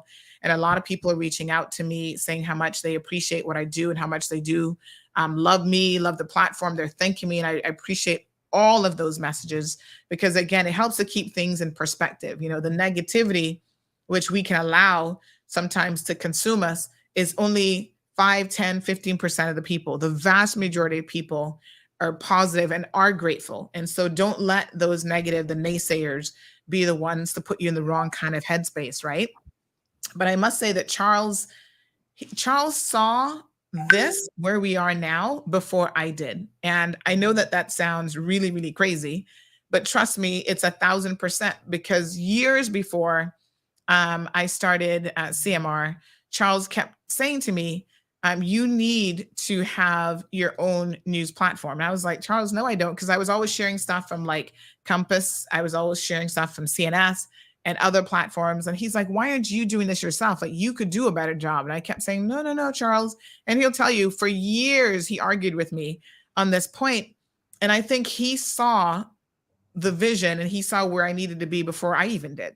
And so I always want to acknowledge that whenever I talk about Charles, but have a listen to some voice notes that he sent me yesterday. And this, ironically, was before I did the Instagram, but this is what Charles had to say. Let me ask you this, Sandy, and please give me an answer on this. Do you not sometimes feel overwhelmed or sometimes literally want to knock your head against the wall or some damn thing? When sometimes with things that people deal with and turn around and come to you, they see something happening. For instance, like the lady that time who watched the man come in her yard and pick her fruits off her tree, but she didn't have the courage to go outside and say something to this man. I don't know if she had let me take that back, because I don't even know if it was a woman, but I get a feeling from the story it was a woman. But the person didn't have the courage to go outside and say something to the person who were in their yard, trespassing, stealing their fruits off their tree. I don't know. But sad state. But as long as people continue to choose. Let me just pause that. I don't know why it sounds a little bit distorted, but let me just see if hitting play again will help. To live with the lack of enlightenment, things ain't gonna change. So many people suffer in silence. And you think that girl, that person there who had the bank take money from their account, charging them late fees because they failed to collect the money? You think that the first person? Nah, not the first person. That person is the first person to fight back. The first person to have the courage to do something. But it's not a first person that has been taken advantage of. But our people are so afraid, and they don't realize that as long as you fail to stand to the bully, you always gonna be the victim. The only thing the bully respects is when you punch him back in the face. Is when you fight back. The bully don't fear you when all you do is complain, get on the radio, call Sandra. I don't know. Next thing I expect you come out then pick and literally fight the fight for them.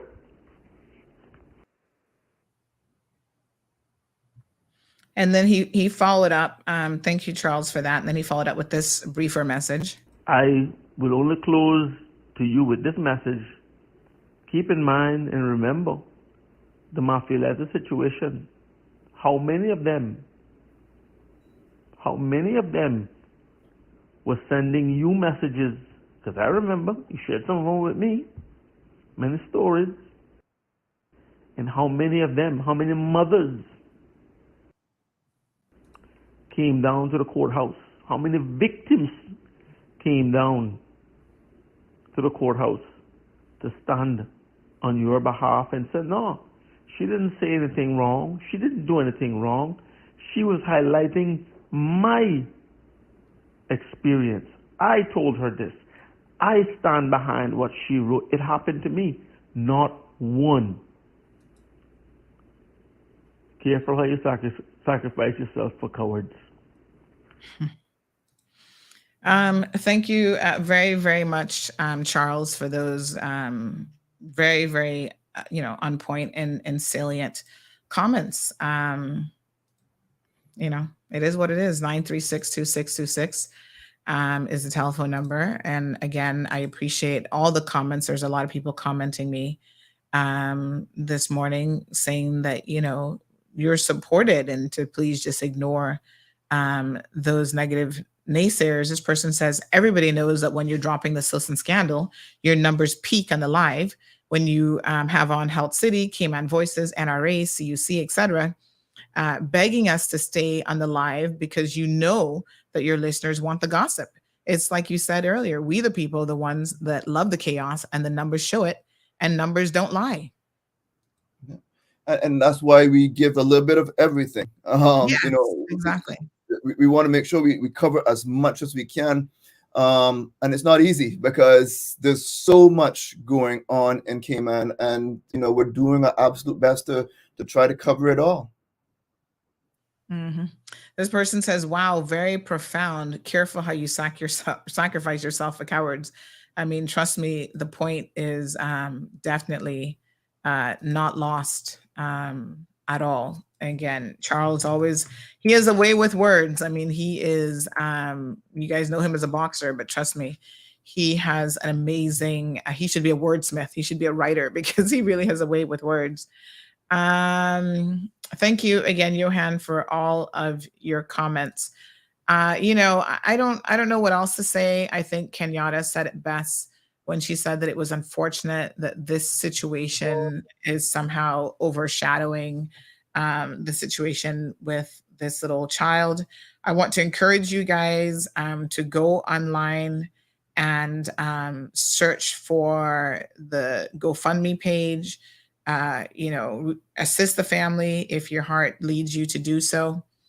I've got to try to manage this platform the best that I can. We're not perfect. We have made our fair share of mistakes. Someone's asking me to repost the photo of the vendor woman. We're going to get to that discussion here in a little bit this morning as well. But, I want people to just appreciate that they don't always know what's going on in the background here at CMR, that, you don't understand everything. To think that we have built this amazing platform in a short space of 7 years, where we're like the number one talk show, number one, news platform. According to Facebook, we were actually the number one visited site in the Cayman Islands. That was our Facebook page. The numbers support that there's a large number of people in the community who support the platform, or at least they use the platform to get their news and get their information. Just on Sunday, I was in Alora grabbing some breakfast, and there's a gentleman from the UK who walked up to me and he said, "Hey, I know you don't know me, but I just want to let you know that you're the only news platform in the Cayman Islands that we go to really get like the real news, and we appreciate you." He was there with his dad. And I think that when non-Caymanians say these things to me, it has a greater impact, because these are the people who sometimes are disconnected and they don't always know what's happening here on this island. And the fact that they're tuned into CMR and they're listening and they're paying attention, it kind of hits different, and it really makes me understand the reach of this platform. So I want to say thank you to everyone who makes it possible for us to do what we do every single day. So for those of you who do support the platform, thank you so much. Thank you to Kenyatta, who, has to deal with all of the messages and the lost everything under the sun. And, sometimes I know that some of you actually think you're talking to me when you're on social media and you're not, because she'll say, "Please, can you just send that to Sandy's, WhatsApp phone?" Send the videos to her, because she knows that it's not something that she is actually able to deal with. And we do have a caller, and I want to read a few more messages, and then we're going to move on to some other topics. Good morning, caller. Welcome to the program. Good morning, my dear. Morning. How are you? I'm well, thank you. I just want to say it's most unfortunate, and I'm sorry that you and your staff have to come on to defend what you and your team does for Cayman, not only for its people, but for all people who are here. And just continue having the faith, believe in what you do, share what you share, and there's always going to be the no-sayers. There's always be the ones that are going to, condemn, complain. That's just, human life, unfortunately. But just keep doing what you're doing, Sandy. You are greatly appreciated, respected, and loved by many. Thank you so much. I appreciate it. Have a good day. I appreciate it very much. Another person says, the sad part is that unfortunately you have to defend yourself against people who are insignificant and have contributed nothing to this country, in most cases, nothing for their own families and themselves. Keep up the great work. Another person says, hold your head high. You are beyond amazing.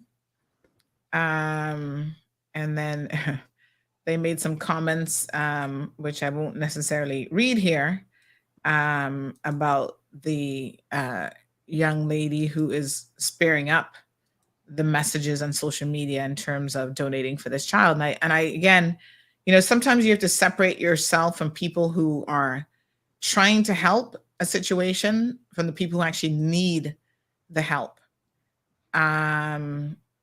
It's such an unfortunate situation because the child needs the help, and regardless of what is happening around her, that's not going to change. She still needs as much help as she possibly can. People are saying, oh, well, this Nicole girl, I'm not going to help because of her. I would encourage you to not take that position. We have another person who shared the following. I'm grateful if you could read this, but keep my name anonymous.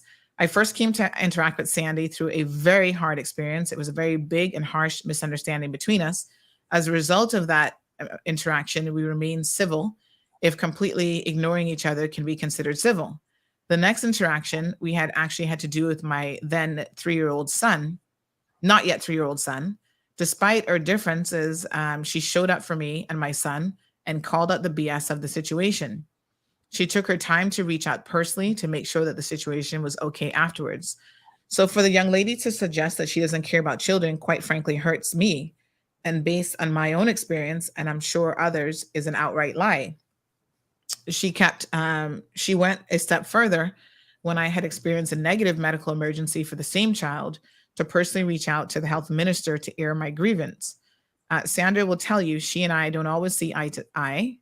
I most definitely tell her, let me finish reading this, when I think she went wrong and whether or not we agree, we've come to mutual respect for each other and quite frankly, have become fond of each other. If you listen to the beginning of my story, you'd recall how poorly our relationship started. Saying all of that to say this, there's so much that Sandy has done and continues to do to help others. Doesn't see color, creed, race, or religion. She calls a spade and is unapologetic, especially when children are concerned. I wish people knew how much you do that you don't talk about and the aid that you personally rendered to me recently. May your cup always runneth over. Wow, thank you so much. I really, really appreciate that. And yeah. So let's end this session on a positive note, because again, I think we have to take the time to do so. This person says, good morning, Sandy. In my serious voice, you listen to me. Let me tell you this. I am not your mama, but you are a very lovely person and you go out of your way all the time to help people all the time. Just be your naturally kind self and please do not allow any of these idiots to ruffle your feathers or ruffle you. So you guys know that we were touched by the story of the lady who lost her wallet, who dropped her wallet in town, and then the guy who picked it up. So it was important for us to not only find him and identify him as quickly as possible, which we did within an hour of posting up the video. We then had to put pressure on the police because they seemed very, very lackadaisical about, getting him and picking him up off the streets. He's a known criminal to them. So we had to put a little bit of pressure on them. They eventually arrested him. But I felt like we needed to do more because this lady shared with us the difficulties that she had sustained as it relates to her mortgage situation. And this was her mortgage money. That's why she had $2,000 on her. And, the call was put out there to the community and you guys really, really stepped up to the plate. So I'm happy to say that yesterday I was able to hand her a check for $2,900 CI. And I still saw somebody else this morning said, oh, I forgot to do my deposit. Here's another $50 or $100 or whatever. And we'll put that to good use. I think the general consensus was to let her have it. I mean, now that we've already given her a check, maybe we could use those funds to help other people in the community. You can let me know if you're okay with that.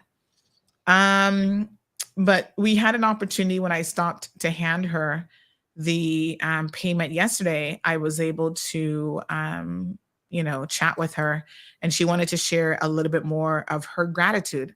I mean, I've never met someone who was so grateful. And I mean, it really has touched, I think, all of us. And it reminds us of the things that we do here to help people. Remember the guy, I was just thinking about the Jamaican guy who was doing construction work for that one lady and she wouldn't pay him. He had gone to DLP. He wasn't getting it anywhere. He was leaving to go back to Jamaica and he really needed that money. And because, I can't remember what her name is now, but, we aired it on the show. We put some pressure on her and he said, Miss Sandy, had you not done that, I would have never gotten my money from this woman because she was, going to create this narrative over immigration that I was a bad person and this, that, and the next thing. There was the guy who moved into the apartment. There's just so many stories that come to my mind. Moved into the apartment full of cockroaches. And he's like, Miss Sandy, I can't live in these conditions. And the landlord was refusing to give him his deposit money back. And he's lived here for on and off for 20 something years. And, you know, I reached out to her and I said, Miss, I'm expecting you to do the right thing. Well, trust me, the second I messaged her and called her, she could all of a sudden find his money and return his money. He said, Miss Sandy, thank you. Because honestly, you know, had it not been for you, I would not have gotten my deposit money back. There's so many people in this country who are being unduly taken advantage of. And that really does break my heart on so many levels, that we have no consumer protection and people feel like they really don't have anywhere to go, that they're constantly reaching out to us. But I wanted to end this segment of the show on a positive note. First of all, Kenyatta, thank you so much for getting up at 4 o'clock in the morning to be here with us and to set the record straight and to clarify exactly what happened with this situation. Yeah, no problem. And I just want to say this. I don't know, I think that there are people who have their opinion about Sandy, but I think if you really know her and you really see the work that she's doing behind the scenes, I think the level of respect, or I think your opinion about her would change. And just, even yesterday when all this happened, if I could just hear in her voice how bothered she was by the accusations that she doesn't care about children. And I just, for her to even get on and address this and get emotional about it, it just shows how much she really cares, and just doesn't want people to believe that to be true, because that's definitely not the case. And I appreciate you, Sandy. I've reached out to her multiple times. I'm here in the US, but when I watch the show, I reach out to her multiple times and say, Sandy, thank you for speaking up about this. Thank you for, I'm not even in Cayman, but thank you for doing that. Thank you for addressing that. Thank you for speaking on that topic. And you're doing a great job. You really are. Thank you so much. I really appreciate it. Yeah, absolutely. And I'll go ahead and do my little quick closing comments before you end on that, Sandy, but just want to put a little shameless plug. We also have the CMR community page. Lots of good stuff going on there where we're connecting to their stuff. So, I mean, CMR is not just talking about the news, giving the source and taking on these controversial topics. We're also part of the community and trying to make sure that we're doing our part in the community. So if you're not yet following the CMR community page, look for CMR Cayman and Facebook. You'll be able to start seeing if people are losing different things. A lot of good stuff is being posted there as well. Absolutely. And I think Misha said that she wants to just jump on real quick. So let's just give her a second. All right. So thank you guys so much again for your continued comments. So I do want to at some point talk about the the lady with the cart, because I think that's important. And we do need to follow up on the prospect conversation as well. Mr. Ransford says Ma Road always exposes a wrong, just like Christ did, and was brutally prosecuted for it. So expect the same, Sandy, but keep going. God bless you. Good morning, caller. Welcome to the program. Morning. Morning, Denny. When you have someone that is a sculptor, one of the tools that they use is a chisel and a hammer. And by sheer necessity, friction will be present. And it's unavoidable. The chisel will have great friction with the object you're shaping. There's no way to get out of that. So controversy is a necessity. This is where it's so disappointing to hear a lawyer write in and talk foolishness to your show, because the reason why you have human rights is because discussion is necessary. It brings understanding as to how we need to address issues. Just imagine for a moment, there were no human rights and there were no discussion about what was right and wrong, and you wronged me. How would I resolve it? If I couldn't tell you that what you did me was wrong and we need to think about this and come up with a different way of dealing with things, how do you think that would play out? very disappointing to hear people who consider themselves to be enlightened in the law making such flawed arguments. And one of your writers earlier highlighted this very beautifully. He said that's why it's an issue. Right? That's why they're called issues. And if you're not going to address the issues, then you just be like most politicians. Useless. Thank you, Danny. Appreciate it. All righty. We've got another caller in the line. Good morning, caller, and welcome to the program. Good morning, Sandy. How are you? Hey, morning, Misha. How are you? I'm good. Well, I just wanted to call in as well and share my experience when I was with CMR for a little time. Obviously, I think it was about 6 months, but even in that 6 months while I had the phone and the amount of messages, it was insane to say the least. Like people asking, Miss Sandy, this happened and that happened. And so I completely understand if, there were so many that we couldn't keep up with.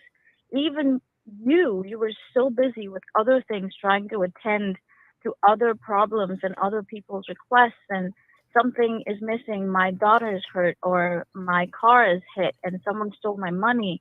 Can you please help? Like, it was like I think even if we set up a call center, we would probably need to. If someone could fund that, that would be great. Where, because I think you get it more. I think 911 is probably getting less calls than CMR and messages, because it's insane. Only if people knew how many messages you get per day or per second. Maybe there are 5 to 10 per second. And I'm not even joking. And I couldn't keep up with the phone, and we would coordinate, and then you were busy in meetings as well, where people were trying to meet you to sort out their problems, which is not really your job. But even though you would go out of your way, have someone else pick up Gigi sometimes because you want to, not even go to get your daughter, live your life the way you should be living, and then having, reaching out to other people and trying to help them. And for someone to just say that you're not looking out for their daughter is something that I do not believe and agree with, because only if you knew what Sandy's day looked like. I think maybe you should just do a full day live just to show people what goes on in your schedule. And also, whatever you're doing, you're not doing it because there's an agenda. There's no agenda at all other than just wanting to help people. I don't know why people don't get that. And there are so many issues that you talk on that no one in this country wants to speak on or speak about. No one wants to touch about those topics, the sensitive ones, the ones that hurt people every single day. People are going through having mental issues, and because of so many reasons: domestic violence, sexual abuse, child abuse, so many things. These are topics that not many people want to talk about. And you have your perspective, you share your perspective, and you say everything right, and you fight for all these things. Why would you want to do that? You have everything that you need. Why would you do that? You're not even running. You don't even have any intentions to run for political Oh God, office. definitely not. You know Imagine what I how mean? entitled they would feel then. I know. What? Oh my why God. would be the reason? Why do people not think that? Why is she doing this? Yeah. Other than just wanting to help someone, And I know you've personally helped me. So, yeah, here I am. Another vote for Sandy, CMR, all the way. Thank you so much, Misha. Really appreciate it. No problem. You have a great day. Thanks. You too. Okay, bye-bye. All righty, bye-bye. Oh, okay, folks. I think we're gonna move on from this topic because we do have community issues that we definitely want to touch upon. So, Kenyatta, thank you so much, and thank you for continuing to do your part. Kevin, thank you. Through Kevin, we have him now doing the shorter clips that you guys see in evenings and weekends on the platform. So he'll go through the shows and pick apart stuff that we can repurpose and reuse. And we also have, one more caller. Morning, caller. Yeah, morning, Sunday. Morning, Alejandro. You know how I feel about this page already, right? We leave the feelings behind when we go online. So I appreciate the platform, that's for sure. And I haven't seen you really pass any limits with me yet. So I appreciate that. Okay. Thank you very much. All right. I try to be as tolerant as a person as I can be. And trust me, y'all tell me all the time, Sandy, you must have the patience of Job. My face often can't hide what I'm thinking. So y'all know when somebody speaking some jacked up, you know what? I'd be like, really?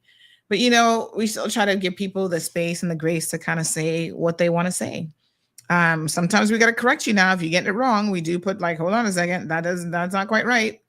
But it is what it is. I feel like here we've created an environment of like a big family. We joke about everybody being in a classroom, here to learn with each other and from each other. And I hope that we can continue to grow this platform. It's already grown beyond anything that we imagined. And I think, to be quite frank and honest, we've only just begun, and we're going to get stronger. And there's so much more that I want to do. We went through our first election cycle with amazing, it was such an amazing experience. We'll do the second one, God's willing, in 2025, and we'll just continue to grow from strength to strength. Thank you so much again for all the positive messages. And when I show you this video now from the lady yesterday, this is exactly why I do what I do, because I know that there are people who are truly thankful and whose lives we can change.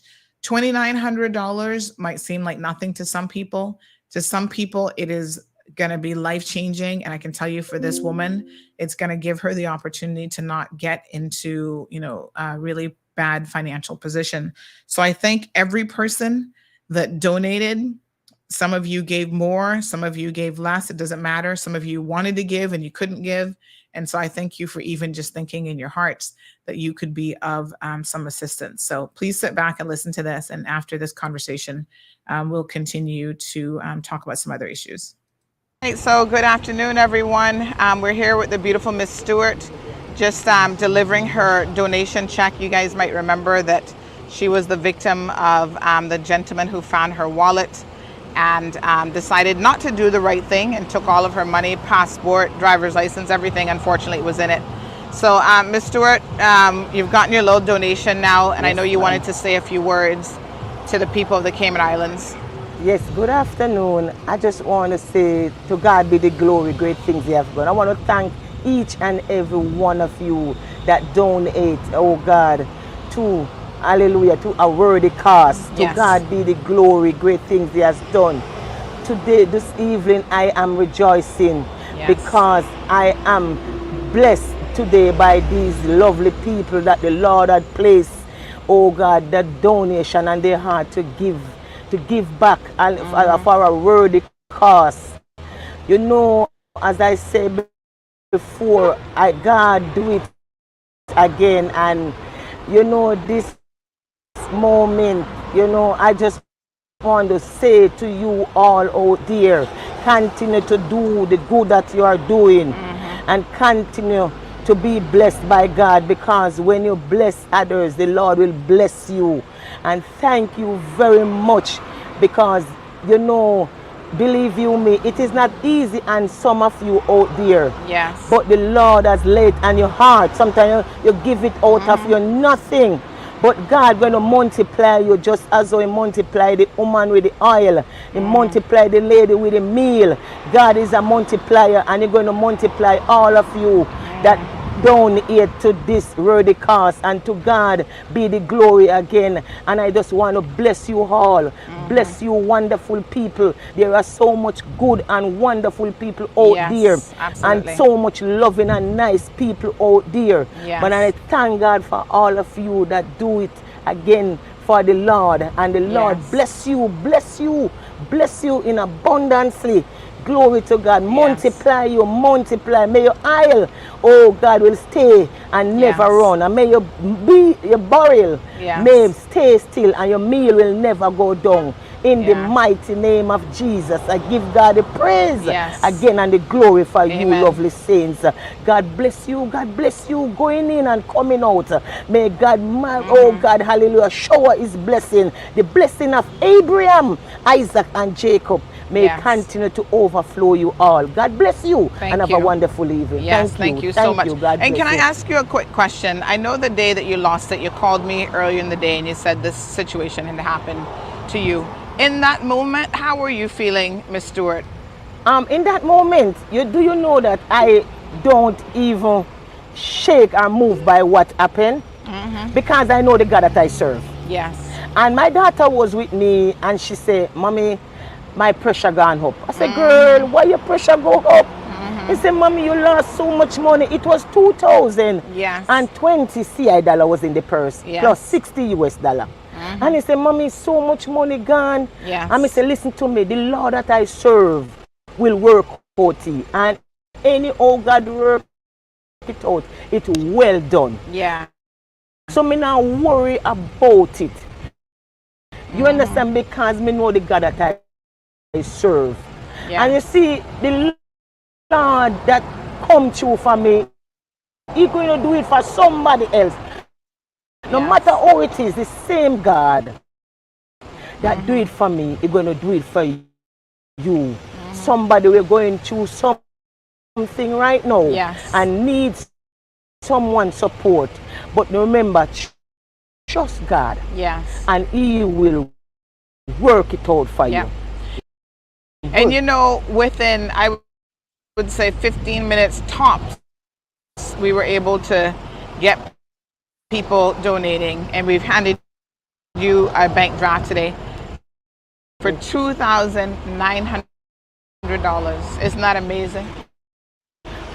What amazing God I serve. Yeah, it's like what you lost plus interest and plus, you oh know? God. See, that's the God, what the enemy meant for evil, God turned it around for good. Yes. So you see, I know that the God that I serve will work it out for me. And I know now you have to replace your passport and driver's license and all these things, so the little extra will still help you out. Yes, you know? because up to today I went to the police station and I got the report. Yes. That I must use and go get back my stuff, them, the driver's license and the voter's ID and stuff, you know, what me need back to go and get it back. I went there today and I pay for it, and so I'm going to start it process tomorrow. Yeah. To get back those, because I don't feel comfortable by driving without a driver's license. Right. And I don't feel comfortable knowing that I don't have my documents with me. So, you know, to God be the glory again.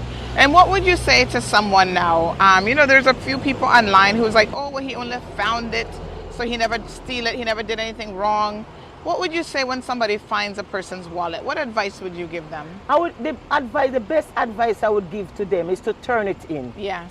You understand me? Find the person. If you don't find the person and where it is, like put it, for instance, it lost by a gas station, supermarket, or anywhere. Take it to the cashier and let them know that you find it or you found it outside. You know, you take it to the nearest police station, right? I would advise, because I found a ring already, done by Common, a nice gold ring. I don't know who's own, and I drive to Georgetown police station and I give it to them. Yes. You understand me? Because that's the right thing to do. Yes, it was out there on the floor. You understand me? I mean, it's not my own. And I saw it and I pick it up and I take it to the police station. Yes. Right? Because that is the best thing to do. Honesty is the best policy. Right? And when you honest in life, God will work for you. You understand me? Because the Bible said the devil come to kill, steal, and destroy. But thy God came to give life and give it more abundantly. So if you're going to be a thief, you're a children of the devil. Yeah. Not the children of God. Yeah. So there's no way a child of God would be stealing. You understand me? Yeah. So I pray for him. I pray for him, and I pray that God touch him and change him. Yeah. You understand me? Because he is possessed. You understand me? And by possessing, he walk and do things that is not of God and that is of the devil. So we just pray that the Lord will change him and let him turn. Yes. If not, you understand me? God leave them unto his reprobate mind. Yeah. So the police, I know they finally picked him up. Have they said anything in terms of what the next step is? I know they'll charge him with theft, and you kind of have to go through that process. I don't know. The thing is, once we're going to get, I don't know what they're going to do. They don't call me as yet. I went to the police station, and they send me over to Eastern Avenue, and I go there and I receive the documents. And all I'm saying that I got back the money, and I'm going to get back the documents them. I cancel what I have to cancel. So, I mean, I don't have nothing like no charges or whatsoever. When you think police want to do with him, right now, because they might need a statement from you though, but you know, but you'll assist them with the process. Yes. Funny enough, somebody called me about him today to say that they had video footage of him stealing from a business and they were going to send it to me. So the man really has a problem. Then it is you have a problem and he need deliverance. He need deliverance. He needs something. He definitely needs something. He need deliverance. Yes. He has a problem. Yeah. There is a demon, legion of demon that work with him. And that demon is a demon of theft. Yeah, so sad. Well, congratulations again, my dear. We were so happy that we were able to assist you in, you know, recovering some of the funds. We didn't want you to get into any trouble with your mortgage and all that kind of stuff, you know? And I just want to thank God again. Thank those who support and those who do not support by financially, but praying for me. I bless the Lord for them. And those who give good encouragement, I praise God for them. Because not everybody have it to support financially. That's true. So I bless the Lord for each and every one. Yes. Thank you so much. May God bless you. All right, Ms. Stewart, thanks again. Have a blessed day. Yes, thank you so much. Love you. All right. Thank you.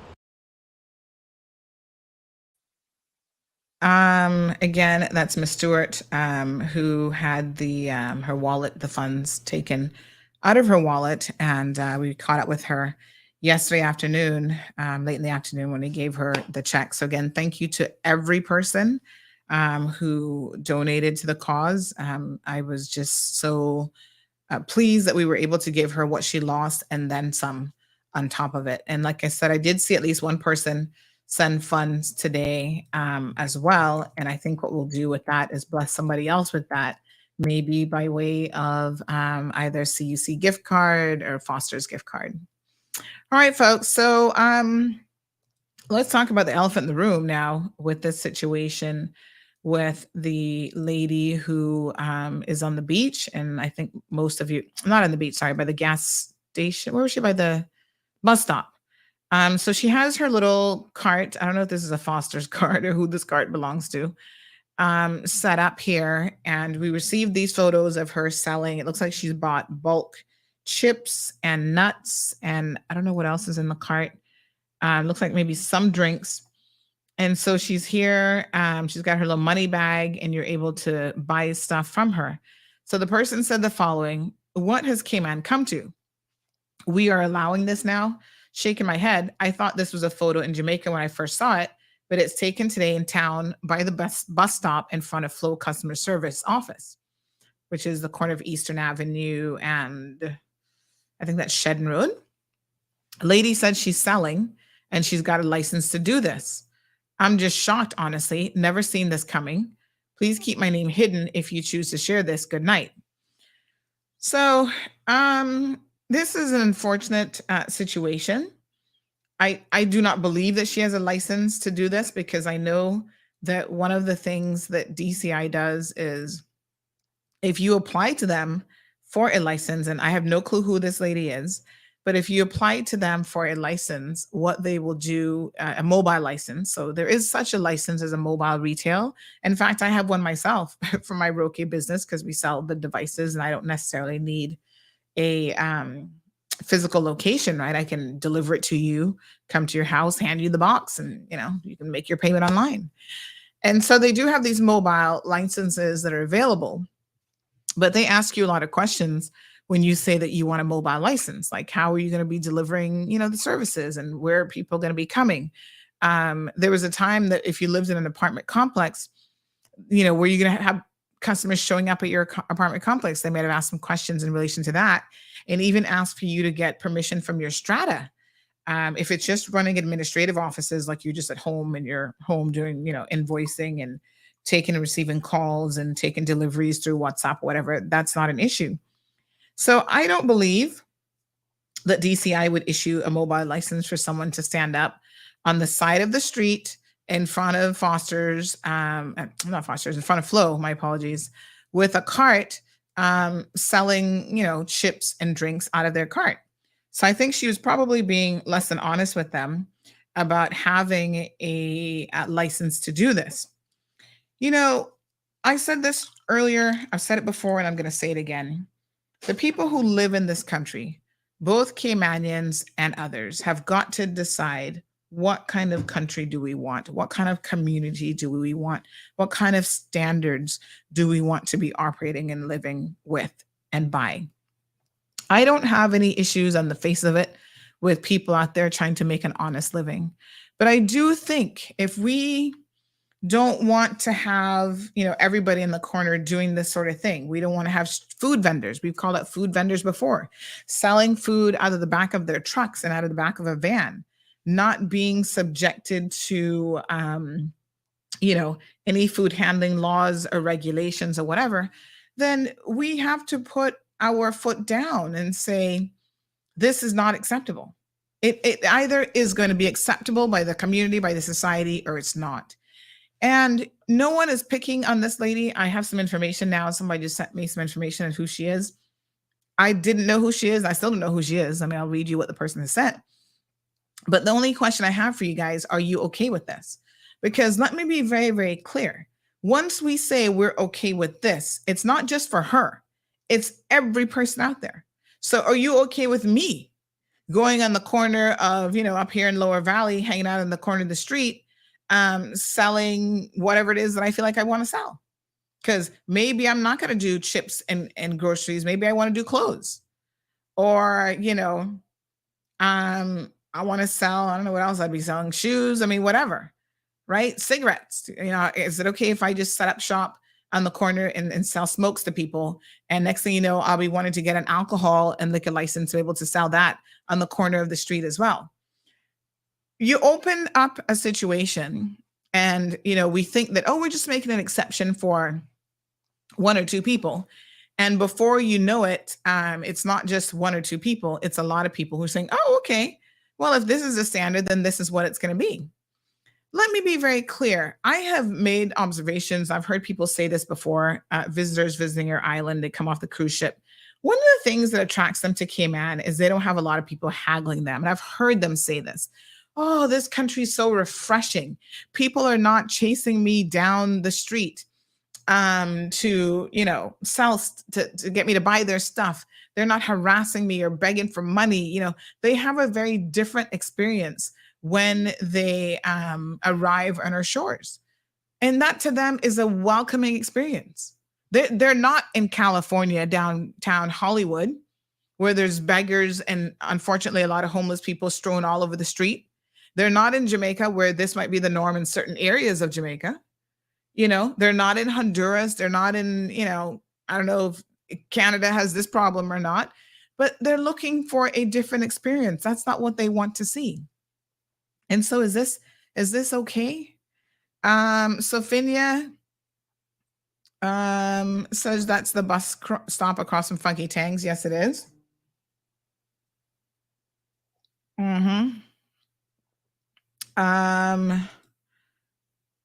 Sophia says she's Jamaican, that been here a long time. And someone clarifies that she is Higler Claudette, was married to Caymanian, so she may have a business license. Well, that doesn't mean she's married to Caymanian, but anyway. I believe her husband has died, but she's been around doing that for years.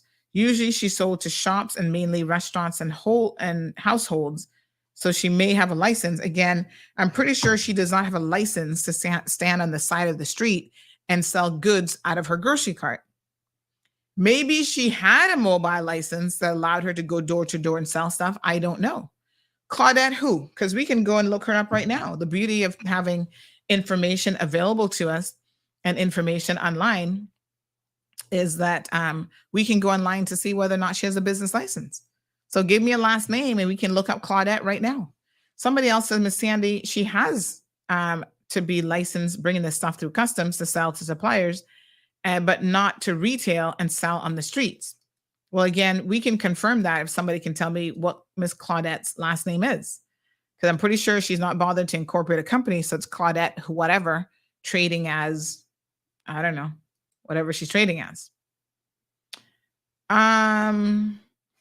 So, you know, and we can't make assumptions. I don't know whether she has a license or not. Like I said, I know that DCI isn't going to issue a license for her to stand on the corner with, you know, chips. And I don't know if she's importing. I seriously doubt that she's actually importing those goods from overseas and clearing them through customs. I think what she's doing is she's going to local, whether it's Progressives, you know, one of the local distributors, and actually purchasing it in bulk and then turn around and selling it from there. Good morning, caller. Welcome to the program. Good morning, caller. I'll give my two pieces about this lady. I know her for donkey years. She was one of my boss, best customers. She been coming here for years. Used to buy liquor from him and go back to Jamaica and sell. And she has Cayman papers. But I'm not saying that it looked good out there, but she's a very pleasant person. I know her. Yes, her name is Claudette. And she was married to Caymanian. As far as I know, she got papers. Yeah. And those she brings the stuff from Jamaica and sell it out here. She sells drinks and chips. Those chips are Jamaican chips. Okay. I know her.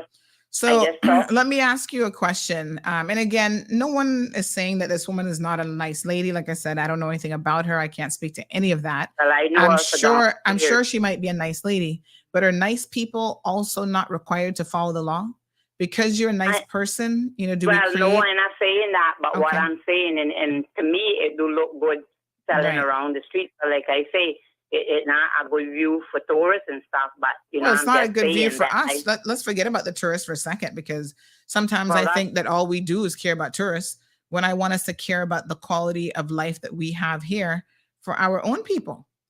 I don't want to see that either. And I mean, we have Perla saying it's not okay. I'm not used to seeing this on our streets. Sorry, but no. Natasha says no to higgling. Siobhan said, I'm not okay with this. No. But listen, are we going to lower our standards? Is that what we're saying now, that we're going to lower our standards? I notice people like to bash people and notice people's business too much. But I want, but Miss Salma, this is what I want us to separate for a minute. This is not about this old lady who is a pleasant little old lady. Miss Claudette seems very nice. This isn't about her, and this isn't about her business. Once she's on the streets of the Cayman Islands and doing something publicly, it's all of her business and it's all of her concern. So if this goes against the law, which it does, and we say we don't want this kind of environment, because next thing you know, you'll have higglers on the side of the street selling the very illegal numbers. Where do you draw the line? Once you start, you can't stop. Look at Public Beach. Look at the fiasco that Public Beach has become, with all these vendors taking up Public Beach to sell and do everything on the beach. It's a disgrace. You can't go to Public Beach and enjoy yourself anymore. This one haggling you to rent you a table. Next one trying to rent you a lawn chair. Next one trying to get you to buy a spliff from them. It's like, where does the ridiculousness stop? So let us try to remove the person from the behavior. Miss Claudette sounds really, really nice. And if those of you who are listening to the program have an alternative for Miss Claudette, why don't we present her with a solution? Maybe some of you have a storefront that, you know what, maybe it's a salon or something else, and Miss Claudette can come in your business and have a little section of it to sell her chips and drinks, and she can stay out of the hot sun. Because look at her with her little cart. I mean, she looks so sad, really, with the Foster's cart. Somebody said, did she get Foster's permission to have the cart? But look at her with her little cart. and little umbrella because it's so hot out there. So she's walking around with a beach umbrella in this hot sun. Well, I don't know. I can't say. I know that I'm not a food cart expert, but whoever's cart it is, I'm sure they did not give her permission to take the cart up the street. But here she is with her little beach umbrella trying to stay out of the shade. I mean, at her age, it's sad that she even has to do this. And I wonder if there's not some other alternative. It's better for her to do that than to go around feeling or whatever. Yeah, but Miss Selma, come on now. I know what you're saying. And I think let me say something about. No, but let me say something about this too, right? Maybe she have a license because I don't know her as a liar. If I tell you, I know her for donkey years. She was one of John Franklin's big time customers from when the cigarette were going on. Okay. I know her long time. But at some point, that's fine. But at some point, can we say, right, that it's not acceptable to lower our standards to say, well, it's better that she does this than do that. I mean, that's not, can we not just elevate ourselves? Yes, she's not selling drugs, but I mean, the response is that, well, it's better she's not selling drugs and doing it. We just need to have some standards. But thank you for the call, my dear. Appreciate it. It reminds me of Cuba. Well, we don't want to be reminded of Cuba or all these countries. This is the Cayman Islands. Caller, good morning and welcome to the program. Yes, Good morning, ma'am. Oh, yes. 1 second. Miss Darlene was up first, and then caller, we're going to come to you on the live line. Miss Darlene? Yeah, just sorry to call back again, but let me say this, that lady that called just now. That is correct. We don't want to have to go into like third world type of class of people. Yes, she's a good lady. I know her for many, many, many years. And the thing is about it, knowing her in the years gone by, that lady has been a hard worker. And you know what? She worked for her children. Why do you, and this is probably over 25 years ago, 30 maybe, she worked so hard. Every bite she drew, everything she put on her head to take to sell, she said, "It's for my children." Where are her children now? Where are those children that she worked so hard for? Pulling bags in the 80s and 90s, dragging in the rain. This is what hurts me because, she worked hard, yes, and she's a good lady. But it comes a time when we can't feel sorry for people that don't make things better for themselves. You understand? And it's sad because what you're saying is she's probably making all these sacrifices for her children, and now the children are not there for her. They're not there for her. That is exactly what's happening. That is exactly what's happening to her. She did everything for her children, and now God knows where they are. She shouldn't have to be out there in that hot sun, because she got to be way in her 60s, 70s for the time that she been coming here. So that's a sad state. Honestly, that's really sad. So that just to what you say, you still have to do the right thing. You still have to do the right thing, whether you know her situation, what it is. Yeah. Thank you so much, caller. And Debbie says not a good look for Cayman. Gabby says maybe the lady just needs to make a little money in order to get a proper stall. Not everyone can afford a store. Well, there's stalls that are available, folks, at places such as the farmers market. So she can go there and get a stall, but she's gonna have to pay for it. And when you're trying to operate a business, right? It's not just about making money. Sometimes you have to spend and expend money in order to make that happen for yourself. So there are options that are available to her, but standing up by the bus station, and I mean, I don't know how the buses feel about it because she looks like she's right there by the bus station. Caller, good morning. Welcome to the program. Yeah, good morning, ma'am. I do not like the look. That look is not for us in Cayman. We can help that lady if we get together and she's willing to take the help, advising her or even helping her with a little money, whatever. But what she has going there,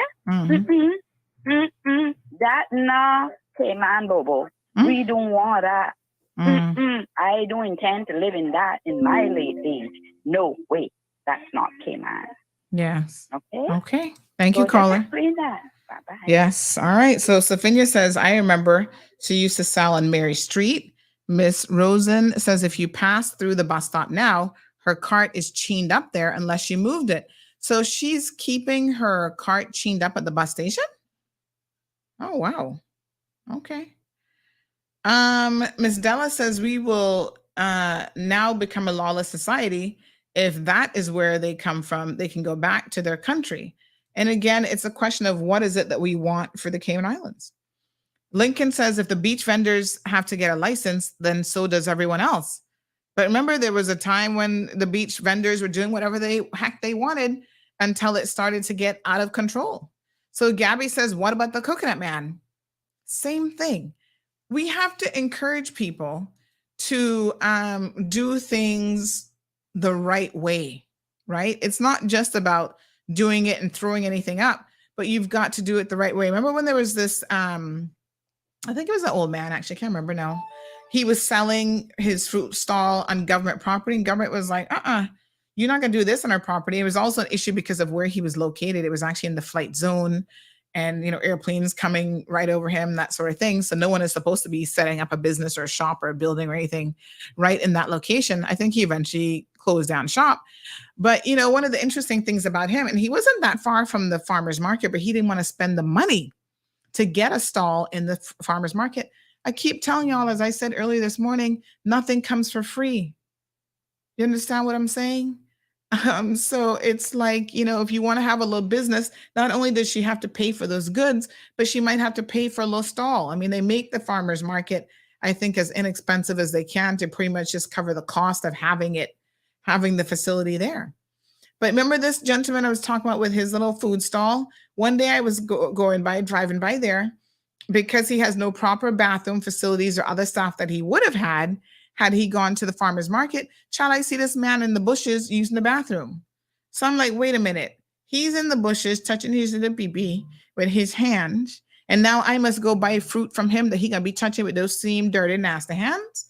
Y'all also have to think about the safety of the public and stuff as well when you have people just throwing up a business and not actually following any rules, because they don't have to adhere to any of the food safety. So when people go around to construction sites and you are buying from someone who doesn't have a license, right? Because they don't have a license, DCI can't say, oh, in order for you to get this license, you need to do the food handling course that's offered by the Department of Environmental Health. So you don't know what their food hygiene is. You eating potato salad that's been outside in 112-degree sun with mayonnaise in it, and next thing you know, you get food poisoning, you get extremely sick or die or whatever. And then what's going to happen then? Oh, well, the government should be doing something about this. Yes, the government has a system in place. It's called you get a business license. And depending on the nature of your business, DCI might say, oh, you need planning permission. You need DEH's permission. You need to do a course with them. If you're going to open up a salon, you have to be able to go to training. And, the environmental people and health people come in, make sure you have proper ventilation so that your staff are not smelling the smoking, inhaling all the stuff that's going to cause cancers and all. There are processes in place for certain things, and yet we're not following them. And as Al Ebanks says, oh, capitalism is alive and well, just leave her alone. Then where does the buck stop is my question, right? We have people down in Fairbanks on Saturday mornings setting up clothing stalls and selling clothes out by the bus stop as well. Oh, it's a yard sale. No, it's not. It's a business. And they're there every single Saturday. And for the most part, these are not Caymanians who are doing this, because Caymanians never grew up with that kind of thing. They're going to hustle in some other way.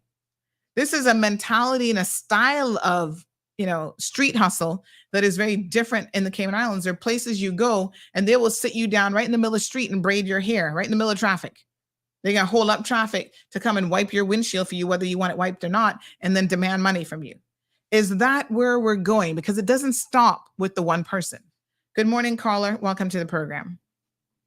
It's my morning. I agree with you on the little man that was on the cricket pitch there. Yeah, but what is different than him versus her? This is what I'm saying. Remove the person. Selling open food. He used to yeah, but it doesn't matter, because what if Miss Claudette? a little let me give you an example now, right?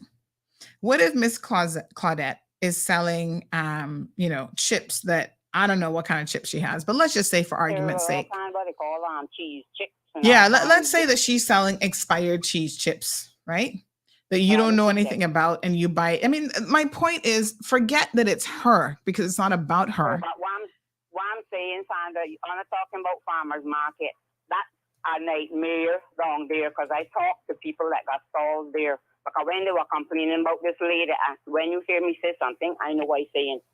This lady that was selling out the road out here from me, they were trying to move her from there to about beautification and Newlands and this and that. And me still got her out there because I voiced whatever.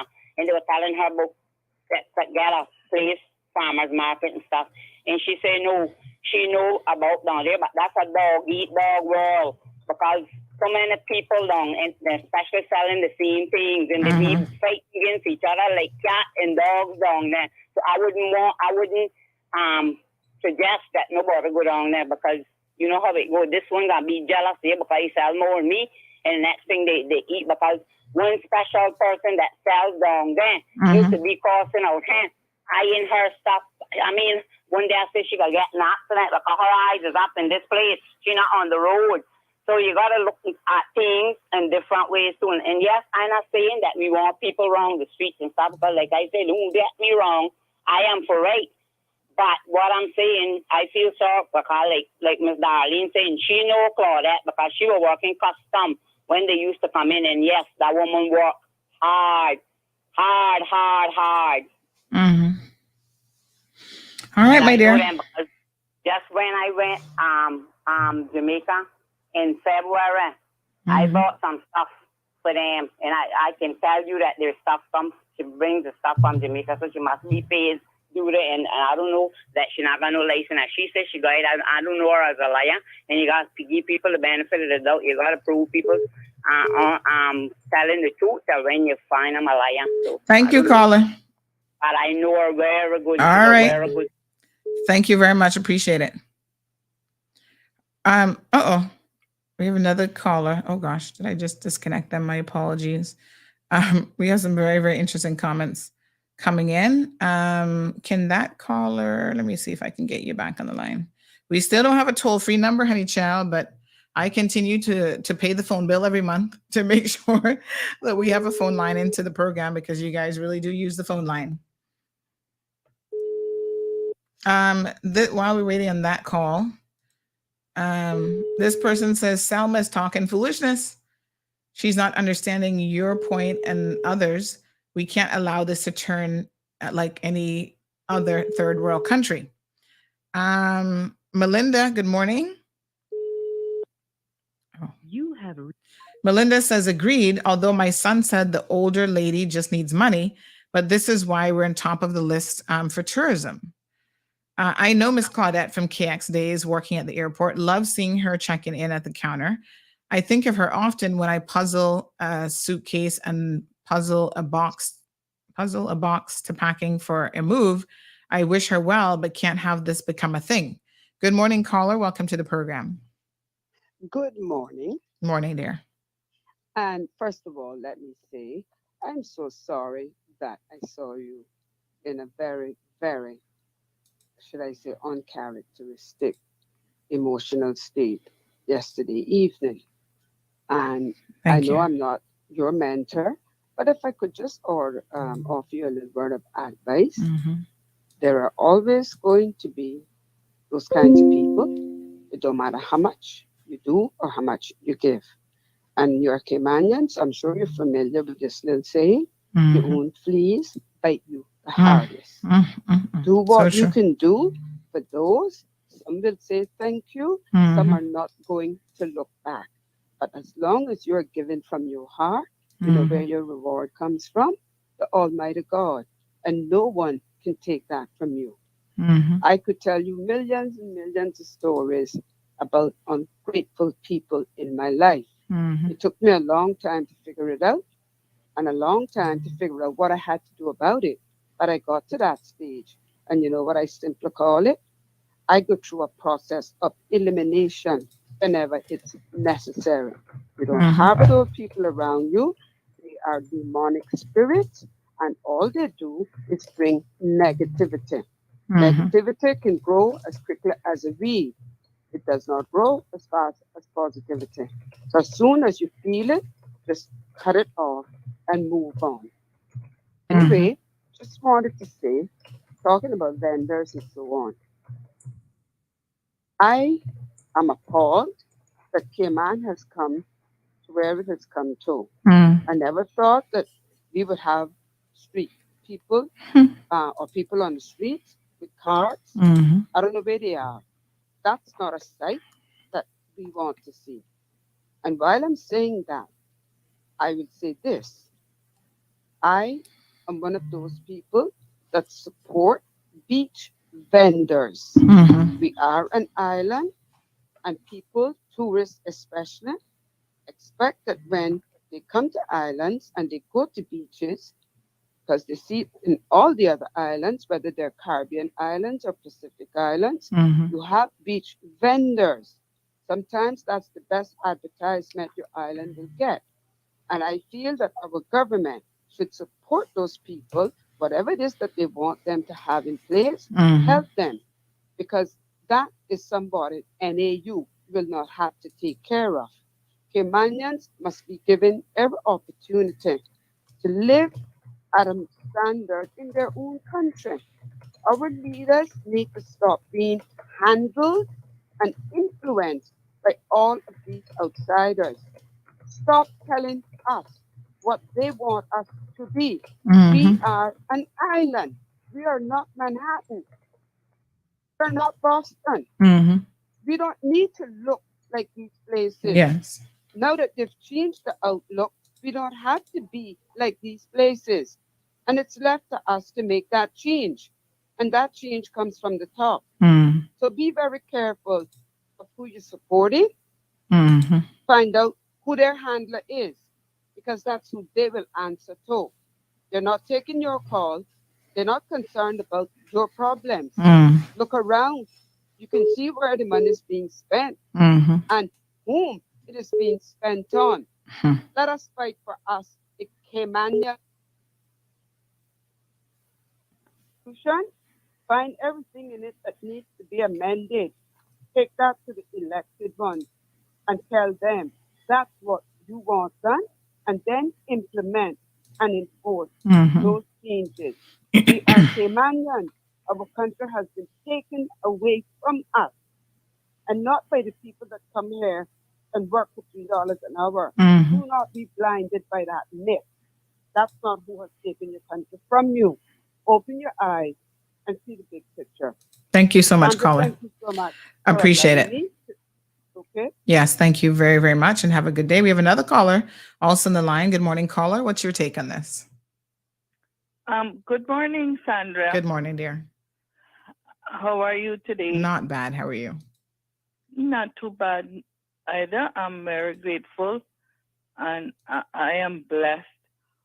I just want to say that last caller, she absolutely right. Mhm. That's why we're paying our MPs Mhm. a good salary, our police a good salary, but they need to work for us Mhm. like we pay them to. On a different note from the lady with the card. Mm. Yesterday morning I had to go to work to see a lady called Rosita Moore. Mhm. Rosita Moore. I was feeling down in the dumps because I'm trying to take care of a mental cousin of ours, which I have quite a bit of cousins and whatnot, but Mhm. I'm trying to do it by myself with the help of a helper that neither one of us is trained in that sort of thing. So I was told to go and see Rosita Moore. I was sent there by NAU. And I must say, after talking to her and knowing and finding how nice she was, she uplifted me. She's a Caymanian. And I thought to myself, that's the way most of us used to be. And we still do have most of us that care and try to help you in some way. I thank that lady, Rosita Moore, very, very much. I couldn't, because when, even though the problem is not solved, it's just not solved, but she uplifted me and to know that, and I know this, she didn't have to tell me, but don't care how big a problem we have, there's others that have bigger problems.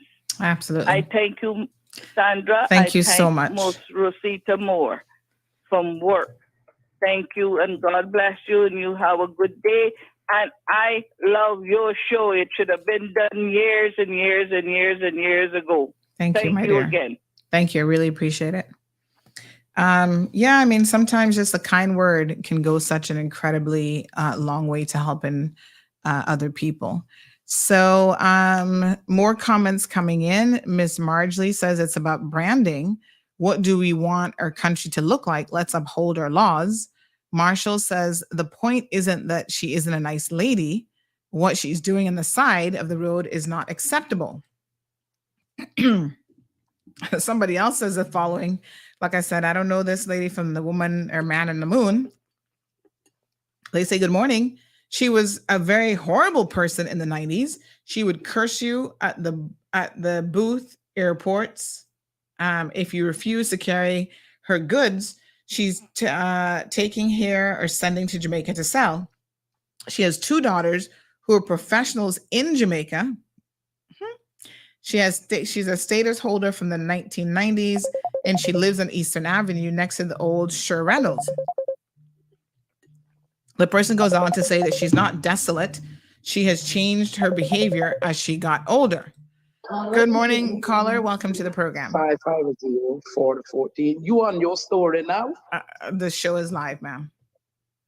Oh, okay. I'll call you later. Okay, there. Oh, sorry. Okay.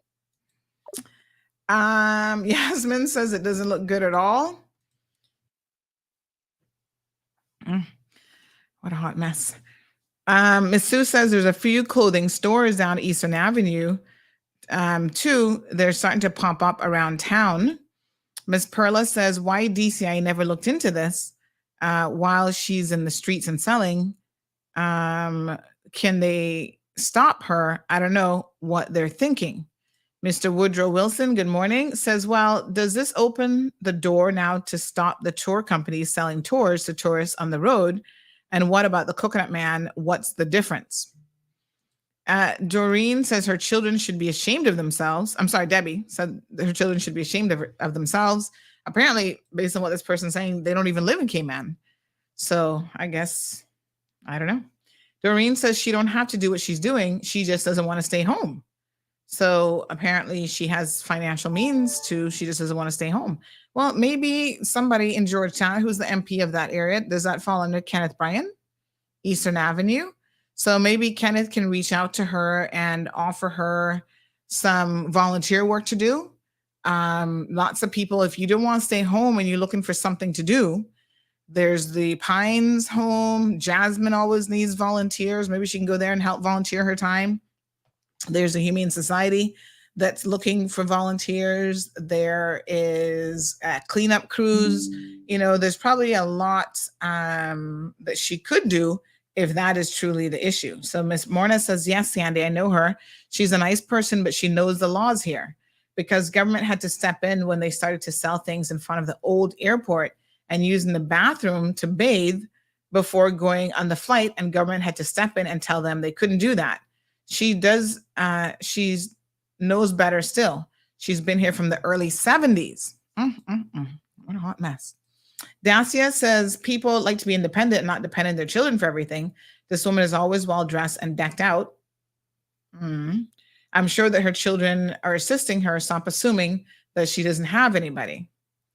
Stacy says the bus stop soon looks like downtown Kingston. Siobhan says, let's be very clear. I'm not bashing anyone. I don't have a problem with people selling to help themselves, but at least go through the right channels. Not this. So I'm not okay with this. We have to have standards. Hot mess. Mr. LeMay says that's the problem. You let one do it, and next they'll be all over the place. RMR says this is a straightforward matter. Don't allow any roadside vending. Al clarifies. Al Ebanks says, have you noticed that I didn't say leave her alone? I believe in following the law. Miss Sue says it reminds me of the towns in Jamaica now. You know, speaking of the towns in Jamaica, I can't remember what area we were in, but we were driving somewhere out, I don't know, close to Montego Bay, I think. And I remember that there was it was like a stop sign or stop light right there. And so we stopped, and there was a little handwritten sign that made me chuckle.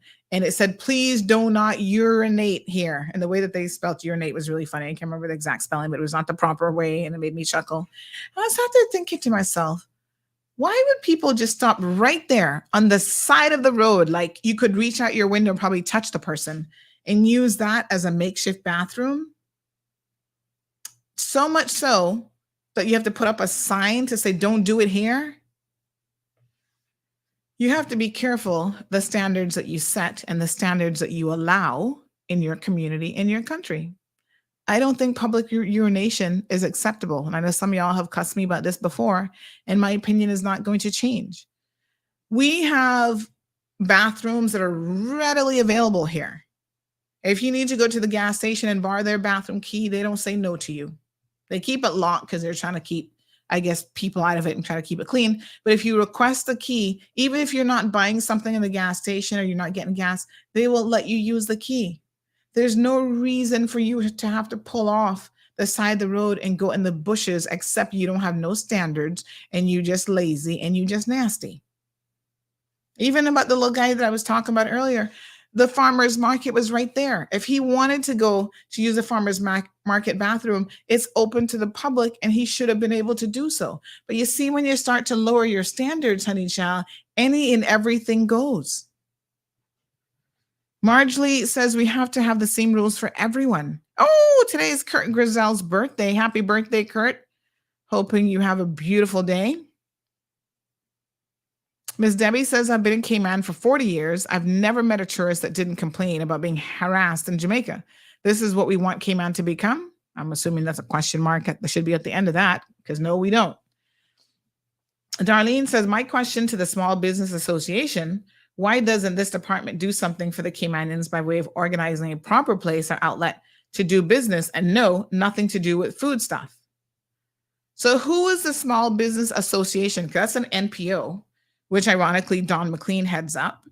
What is she doing for people like this? She could reach out to this woman and say, lady, we can't have you on the side of the street, but let's see how we can help you. Somebody else said that, there was some solution they were recommending. I'm trying to remember what they said now about allowing her to go into other little places to sell and whatever. I mean, street vending is not supposed to be allowed in this country. Somebody else on WhatsApp says, I know the lady for many, many years too, but I definitely don't want to see this type of selling on our streets. No way.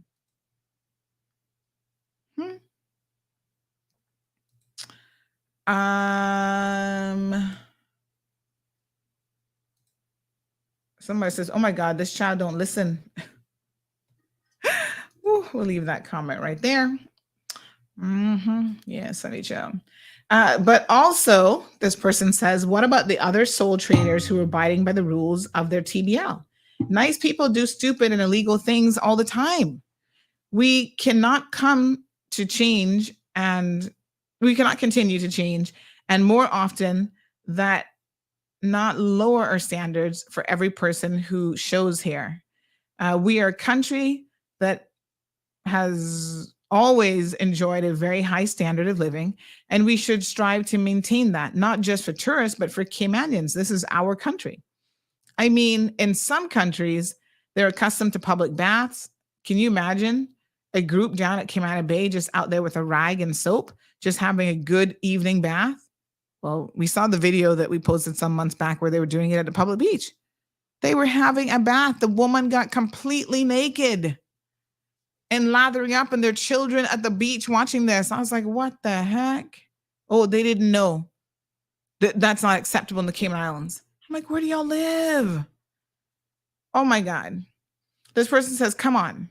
This isn't about an honest or dishonest living. This is about maintaining the high standard we have created and become accustomed to. In some countries, India, they drink the same water that they're burying their dead in. They bathe in it and run wastewater into it as well.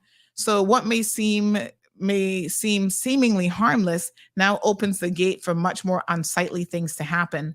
My 2 cents. And on that note, folks, we are out of time this morning.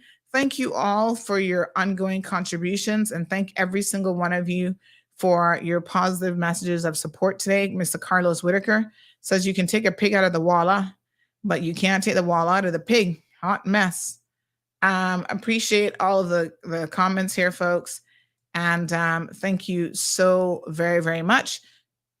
We'll have more topics for you tomorrow. We'll have to do the school update tomorrow and a few other things. So make sure that you tune in on tomorrow's program.